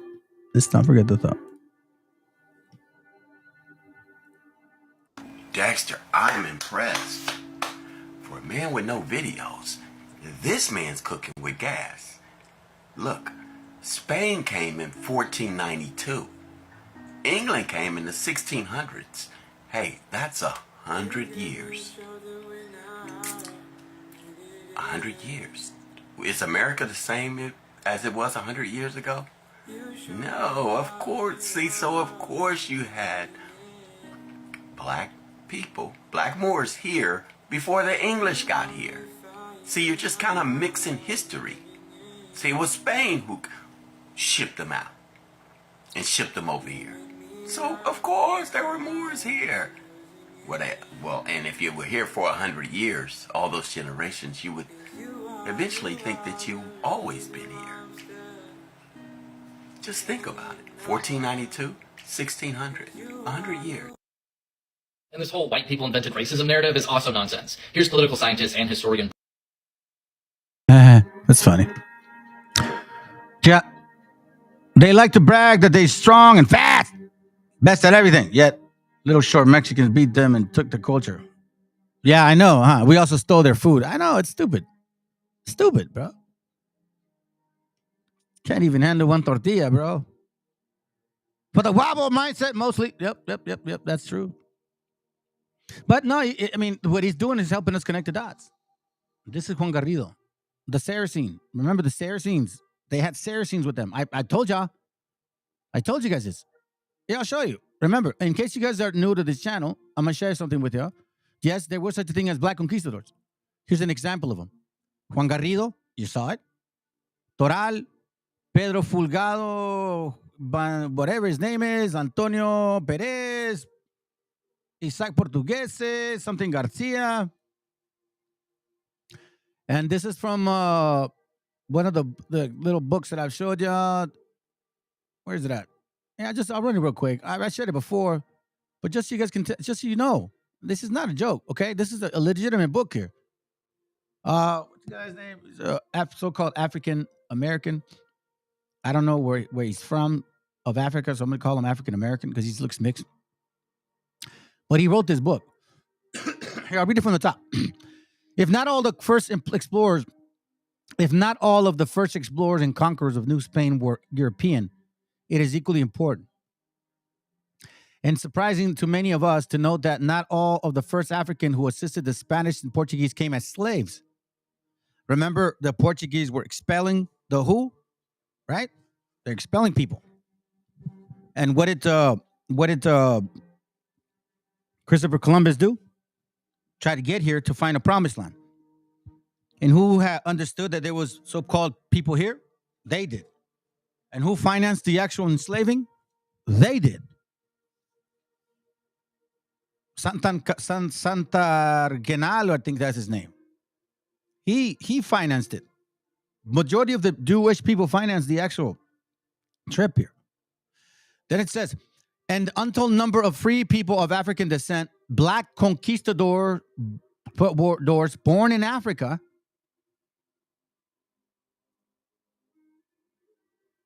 remember, they were ruling. Yeah, they ruled a white man. But then they lost. But the fact that they were great warriors, watch this. Erling honored armies of spears, eagerly advanced towards the vessel in victory. The banner of blood, the black warrior, brave lads were captured and killed, crimsoning our blades. Busy with the Broadman business, our blades were bloody on the blacks. After the sparing some of the captives, including their leaders, these Vikings fell into the hands of more Saracens, who repaid them with similar generosity. An untold number of free people of African descent, black conquistadors, born in Africa or on the Iberian Peninsula, Sephardics, black. Portuguese were black. They were Jewish, black, but not of the actual bloodline. They were, just keep that in mind. For the sake of terminology, we'll stay that way. Also accompanying Spanish conquistadors such as Hernán Cortés and Ponce de León. Remember, we just read who came with them. Juan Garrido. Two of the famed explorers of the vast region that would become modern Mexico and the western and southern regions of the United States. And as we might expect, their exploits were just as heroic and just as problematic as those with their fellow conquistadors. But far more Africans came with the Spanish and the Portuguese as slaves, servants with varying degrees of freedom, attendants, or armed adventurers. While the number of African explorers is impossible to determine, they participated in some way in virtually all of the Spanish expeditions in the New World in the 16th century, from 1500 to 1599 or 1492, and so on and so forth. These black conquistadors set an example for subsequent racial relations throughout the entire Spanish colonial experience. So now we know who was doing the atrocities. Maya conquistadors even explain how these black padres were horrible with them. They hated us, he says. So it was them that set the example. And aren't we seeing the paleteros and people still getting treated that way? And who now passes laws to separate our children? Stephen Miller, the so-called Jew. We're back at it again, just in a more complex environment, more computerized way. Living their daily lives with degrees of complexity that rarely would be achieved by black men and women in early English settlements. That's what he says, right? Like, oh man, based on that, because we were enslaved. No, that's not true. Indeed, wherever Spain set its flag on conquest, in America, Africans hold the pennant. Africans helped hold the pennant. Okay, so that means that when they stabbed that Spanish flag on the land, when they landed here with Columbus, it was you Africans that helped him smash that damn thing on the ground and say to us, plomo o plata, cabrones. They participated in the exploration of the lands that would become modern-day Mexico, Costa Rica, Honduras, Panama, Venezuela, Peru, and Chile, as well as Florida, Arizona, New Mexico, and Texas. Such men as Juan Garrido, Esteban Rodriguez, Gaspar Yusocia. That's why, brothers, when you say, man, but you can't say all Hispanics. Yeah, you're right. I can't. I never said all Hispanics are people. Nah, they got the white Anglo African blood in y'all, dude. That's why there's some of you guys are just the way you are. That's why you hate who you are, because you don't know who you are. You're complex. You look a certain way, but you feel a certain way. So you that say you're mixed and all that, yeah. You that want to ride with these Canaanites because you think you're blackety black, yeah, you probably are. Good for you. At least you found yourself, but you're not an Israelite. Just make that clear, because you got to take this whole history with you. You can't cut the history in pieces. All right. So let me move on. Let me move on. Watch this real quick. Now, I was talking to, that's right. Here it goes right here. Look, this guy right here. Watch this. This guy, what I'm talking about. Santa Angel. Luis Santa Angel was a third-generation converso in Spain during late 15th century. He left him in charge of royal finances. Santangel played an instrumental role in Christopher Columbus's voyage. It's Wikipedia, but you guys can confirm it. So he played a significant role in financing. Look, he played an instrumental role in Christopher Columbus' voyage in 1492. He managed to convince the Catholic monarch to fund Christopher Columbus' expedition and provided a large sum of money himself. Publication of American Jewish Historical Society. So who paid for the trip over here? And now they want to kick us out. The same way this guy wanted to kick us out. Watch this. I'm going to show you.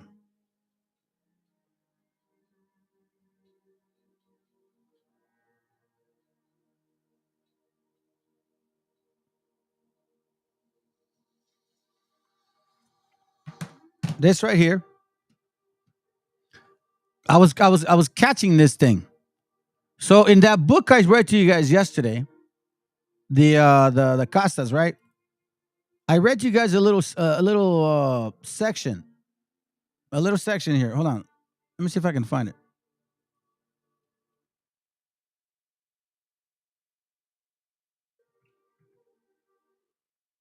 I think it's this one here.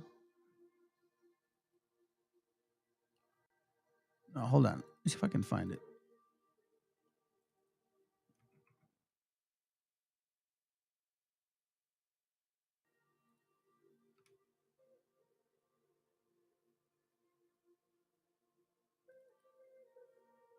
Yeah, it's right here. So check this out, family, okay? This caught my attention. I'm glad I caught it. So this is from a book called Guerra de Castas, La Venta de Indios Mayas en Cuba. So it's consistently happening, but it's happening by certain people. Okay? Watch this. ¿Qué hacer con los indios? Yo quisiera hoy que desapareciera esa raza maldita. So for you guys that claim that we are the same people, the people, Jews that are here and the Ashkenazi Sephardics. This guy's a Sephardic Jew, by the way. So if you claim that, you gotta embrace it all. Yo quisiera hoy que desapareciera esa raza maldita y jamás volviese a aparecerse entre nosotros. I want to say it that way because that's exactly the emotion. Let me say it. Let's say I'm mad at you. I'm going to feel like, hold on, for a moment, let me get into this Justo Sierra O'Reilly spirit. Pinches indios, güey. Que vayan a... Ya me enfadaron esos cap. Yo quisiera hoy que desapareciera esa pinche raza maldita, güey. Y que jamás volviese a aparecerse entre nosotros. Yo los maldigo hoy por su ferocidad salvaje. Son salvajes esos güeyes. Por su odio fanático y por su innoble afán de exterminio. Maldita y jamás volviese a aparecerse entre nosotros. Who said this? Justo. O'Reilly. This is from Brink of Freedom, Improvising Life in the 19th Century Atlantic World. From 1840 to the end of the century, Sierra O'Reilly and many of his fellow Yucatecan Creoles would devote vast energy to this proleptic task. Marshalling their printing presses, they would produce scores of periodical principles for urban Creole and Mestizo readers that cast the peninsula violent conflict as the race war between Creole old, essentialized forces of Spanish civility and Indian barbarism, a war that could only be settled by the ever more vigorous assimilation of races. In fact, this division was never a task as Casta War periodismo suggested. There were not only Creole and Maya on all sides of the period's multifaceted conflicts, but also Afro-Yucatecos and Mestizos. And each group was internally divided among the rural and urban, as well as the elite in common. What is more, Maya, Spaniards, Creoles, Mestizos, and Afro-Yucatecos had been interacting in quotidian and structural scales for centuries. Creole periodismo, thus, meaning watch this, Creole periodismo turned this conflict into a Manichaean caste war as it unfolded. So, el periodismo propagandized a race war. In the prologue to Los Indios de Yucatán, Sierra O'Reilly makes the stake of this discursive enterprise urgent need indeed, failing to account for and recast the ethnographic fact of the difference in skin color would lead to nothing less than the reunition of the Yucatan society. To dismiss this question without pausing to consider it is to sign your own death sentence. Let me read it again. To dismiss this question without pausing to consider it is to sign our own death sentence. It is to condemn our dying social to total ruin. It is to allow the Yucatan to disappear from among civilized nations. As well as we see, the throb of ruin does existence work for Creole periodismo. See, they say Creole, right? Creole. Watch this. Written word depended too on the formal features of periodismo, particularly on its serial, just positional logics. Yucatan periodical gather on their pages and in assemblies of local and global reports. You can continue to read that. Watch this real quick. Look what he does.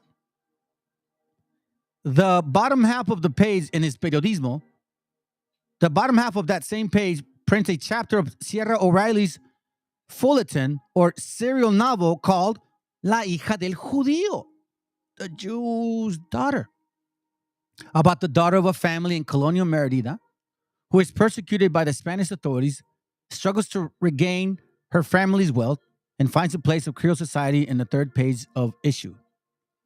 Family. This guy was a Jew.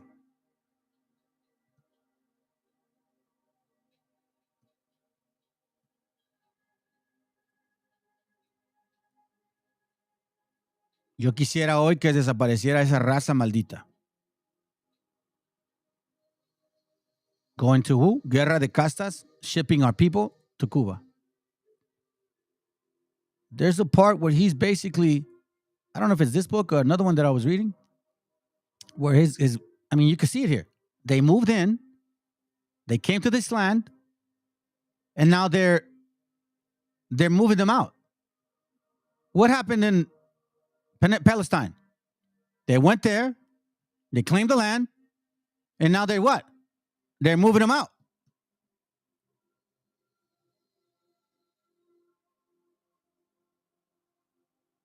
I need to start waking up. Let me show you this real quick.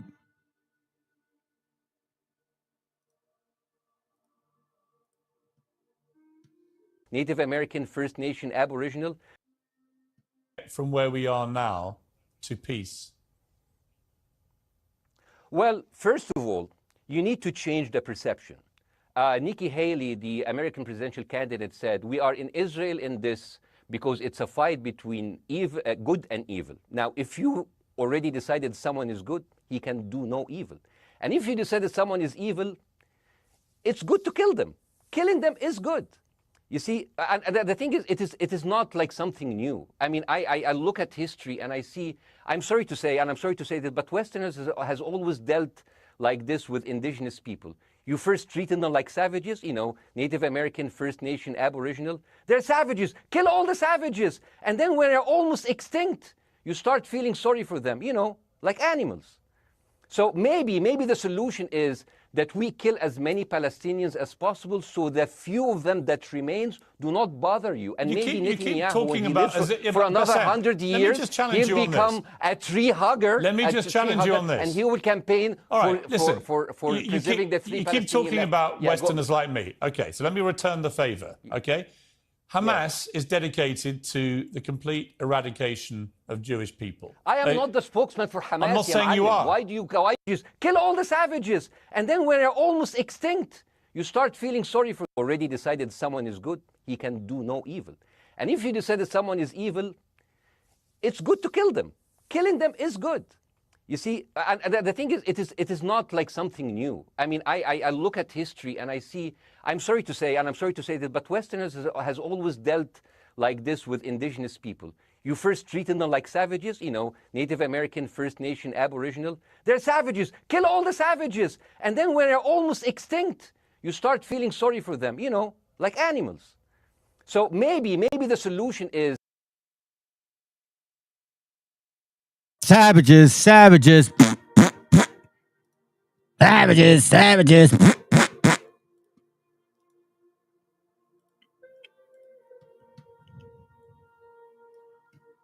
In case you guys don't know this, dark history of gasoline baths at the U.S.-Mexican border.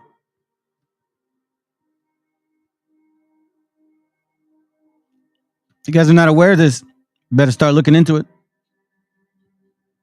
That actually did happen. That's why Carmelita's story. She's the one that did not want to get off the train anymore to get bombarded with DDT. You know DDT, el de México, güey? El que mata las cucarachas. Yeah, that. Hundreds of dirty, lousy, destitute Mexicans. What did this guy say? Quisiera hoy que desapareciera esa raza maldita y jamás volviese a aparecerse entre nosotros. What are they saying here? The Anglo and Amalek, Stephen Miller, Shapiro, Biden, all of them now, they're trying to say they're going to invade because if they want to invade a country, it's because they think less of you. Because you're hundreds of dirty, lousy, destitute Mexicans. So in this law, did this to you guys. Everything we know about Carmelita Torres is from a few newspaper accounts in 1917. They called her an auburn-haired Amazon, just 17 years old. She led angry women in anti-American rioting and shut down the U.S.-Mexico border. But hidden within her story is something much bigger than a single riot. It's a story about American paranoia at the border, about a toxic campaign of disinfection and discrimination, and a U.S. practice that would go on to inspire Nazi scientists. They supposedly go on to inspire Nazi scientists. Now, they were very blunt about saying, hey, they fumigated my people 6 million. Shh. Don't say nothing about these beaners. What the hell's Carmelita Torres?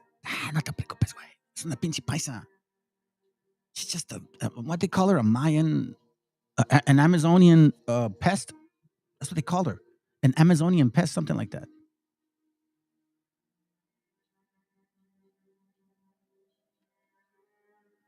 A few days after the dangerous practice launched, a 70-year-old Mexican who worked as a maid refused to take gasoline baths. Damn. Check this out. You guys better be careful. It may happen again. But this is where we're at right now, and the end of 2023. We're in the next phase of the communist takeover of America. And where this is going, folks, is eventually we will reach the point of land confiscation. They will pass a slavery reparation law, and the government will say, Washington doesn't have the money for this, and Washington didn't do this to the black people. The white people did it. We are going to have to nationalize land owned by white people. Don't think they can't do it. I'm Other telling you, nations my have done friends, it. I'm telling you this is the plan. They're going to pass a national reparation law that requires the confiscation of land owned by white people as just compensation for slavery. And the whitest of the white are MAGA followers. Trump, white Christians who voted for Trump. They will be the very first ones to lose their homes, their farms, their ranches, their businesses. Oh, yeah. Oh, yeah. Oh, yeah. I think I read that to you, bro. Yeah, I read that. My bad. Let's see here. We're almost done. Meanwhile, our people welcome and keep feeding them to this day. Yeah, I know, bro. Yeah, bro, I know what you mean, man. Well, rallies at Joe, being a light to the world. I had the book. I don't know where I put it. I was actually reading it. I was showing it to my wife. I was like, check this out. She's like, oh, wow. I was like, yep. I told you. It's, and again, it led me to the whole Maximiliano and Marimon. You know, remember, that's where it started. That's where it started. The Yucatecos and all that stuff. There's all a connection to it. It's all a connection, man. And all of it makes sense. Let's see what you're taking opera? Okay, cool.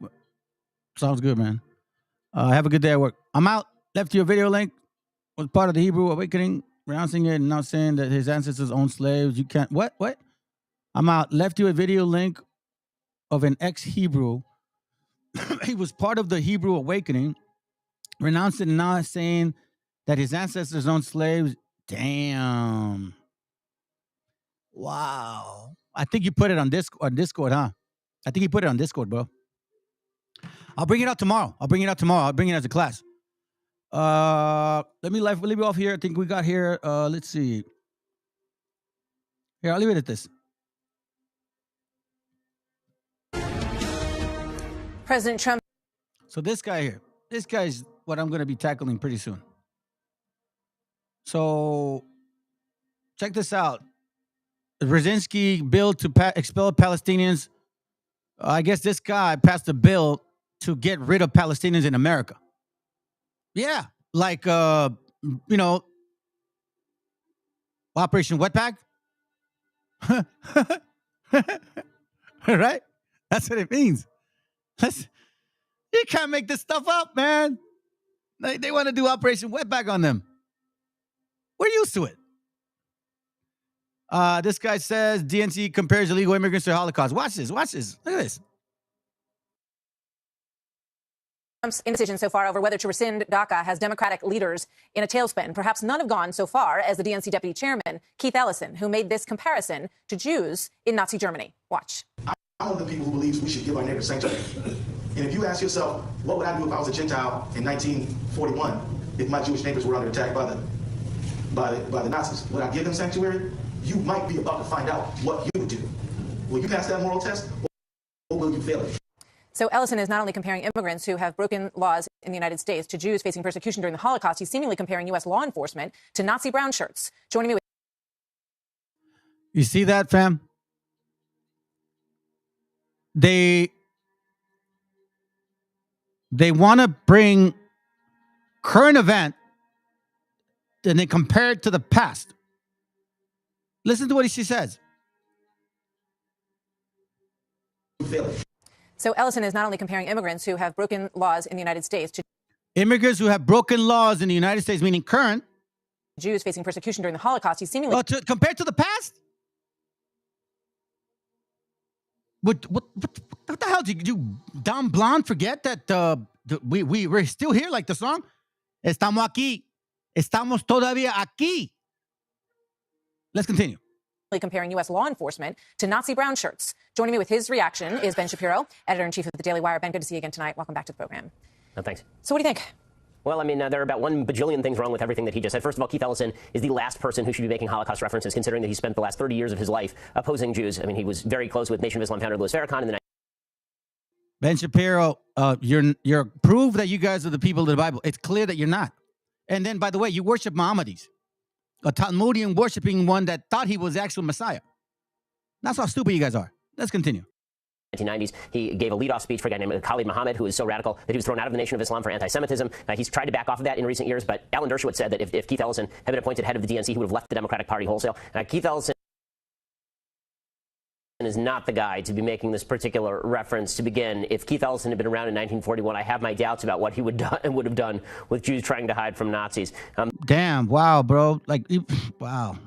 Okay, let's go. But beyond that, the reference with regard to ICE, that ICE is somehow a Nazi force in enforcing the immigration laws, is just absurd. And the idea that people who are here illegally, who have been living in the country in largely freedom, many of their kids are going to public schools, they're taking advantage of public benefits, they have jobs here. The idea that this is the same thing as making legal citizens of your country illegal and then throwing them into concentration camps or gassing them is just beyond the pale. It's insane language from Ellison. But concentration camps.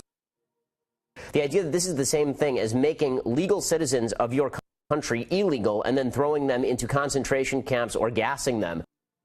Hey, what a coincidence, huh? Take the nerve, you little damn foreigner, you illegal alien, you. You're the illegal alien. Lamentations 4:17 talks about, Lamentations 5:2 says, here, let's read it real quick because I'm about to finish. So I got to go to it. All right, let's go. Hurry. Bam. Let's get to it. Lamentation. Get to it. Lamentations 5:2. Our inheritance is turned to strangers, our houses to aliens.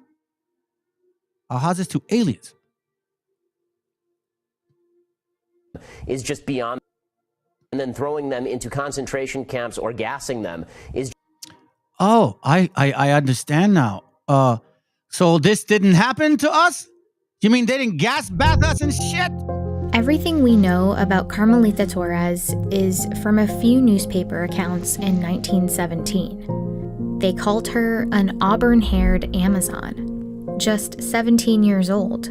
She led angry women in anti-American rioting and shut down the U.S.-Mexico border. But hidden within her story is something much bigger than a single riot. It's a story about American paranoia at the border. Shalom, family. You guys have a good day. We'll see you tomorrow morning, all right? I'm going to let it play and then I'm out. About a toxic campaign of disinfection and discrimination. And a U.S. practice that would go on to inspire Nazi scientists.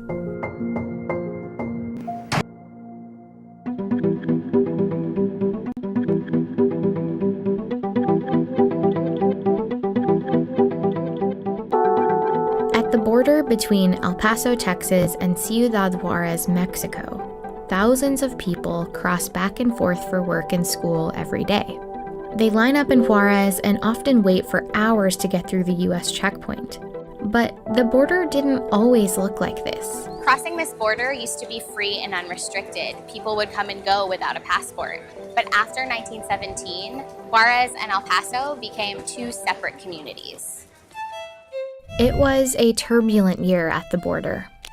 The Mexican Revolution was ongoing, and the U.S. was about to enter World War I.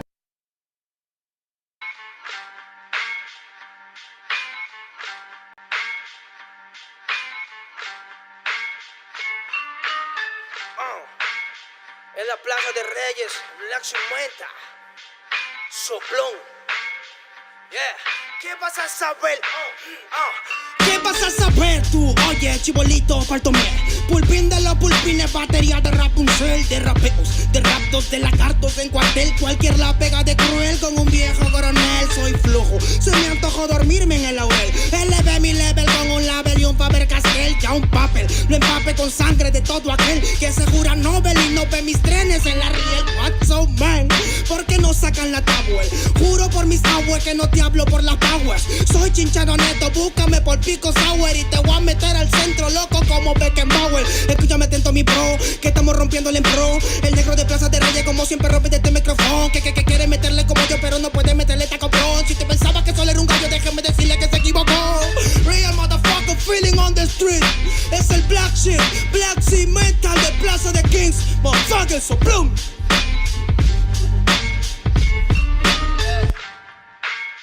Nero Luigi, man, desempeña en la victoria para que sepa.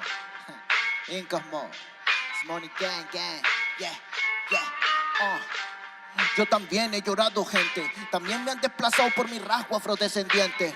Sí, un perro no habla pero siente. Cuento historias callejeras pa' barrios de delincuentes. Soy un perro que te ladra, que te muerde y que te huele, nene. Soy más que Lele, ustedes para mí son pelele. Con mi jauría todo el día en busca de los cheles. Tengo un perro en fiscalía que nos mueve los papeles y otro en la comisaría para evitar el susto.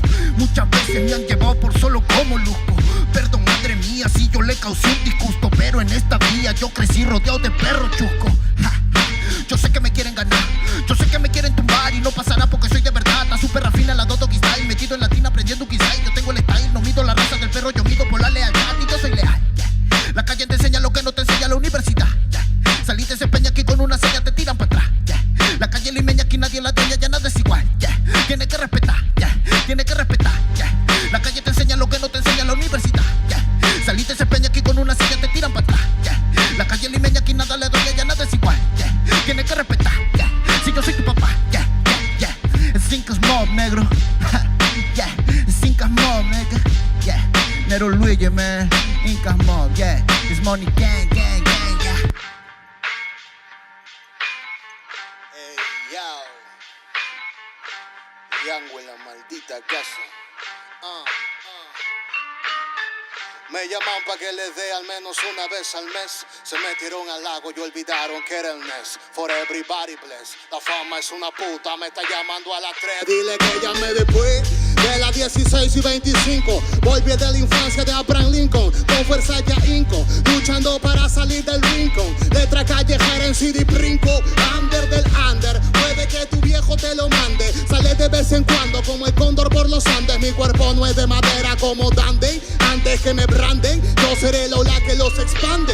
Aunque esto me pique en la madera, no sirve ni para romper el ticket de un evento afuera. Loco por la carrera, desafían la gravedad. Yo espero tras la barrera y llego con la novedad. Niña, tú solo espera que ya encontré la manera. He visto bastante por querer lograrlo saltando escalones dentro de la escalera. La vida me puso al depósito, yo soy de púlpito pa' que el mundo conociéramos de esta parte mejor intérprete que ha parido esta cordillera. Sin luz afuera, que el espectáculo es dentro, la calle es mi templo, tiembla el pavimento, cuando yo me concentro, mis disparos son temas, la calle un poema, se siente desde cuando entro, y a toditos estos drogaditos que creen que rapean, los regreso al centro de mi balcón. Yo he visto el clown del clown en la misma gestión, pero a la malla no llega el balón, y para esta pantalla no soy el patrón, yo ya me sé la cuestión, y doy fe por cada renglón, consciente de la operación del final de Mbappé con la edad de bufón. De Yango en la maldita casa, Plaza de Reyes, papá, el Nero Luigi, Black Mental, hip hop peruano. Rasgo en la maldita base. Yao.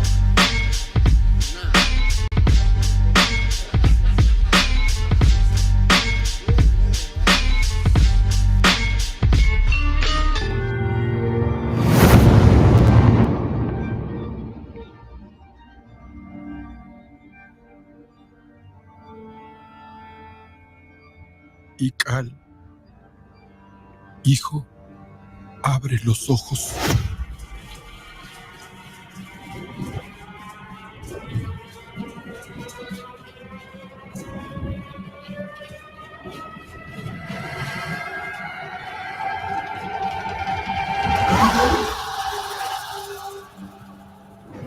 Tu cuerpo se queda con nosotros pero tu espíritu debe seguir.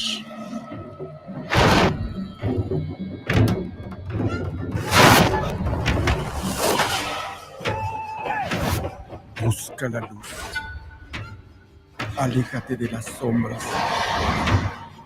Deja que nuestro dolor sea tu fuerza. Desde aquí iluminamos tu camino.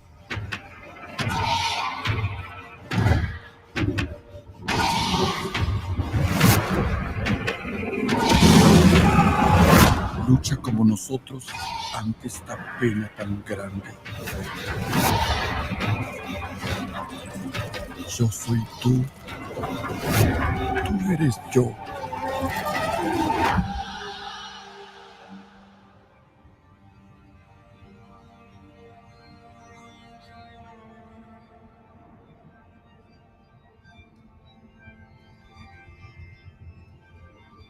La muerte que hoy nos separa,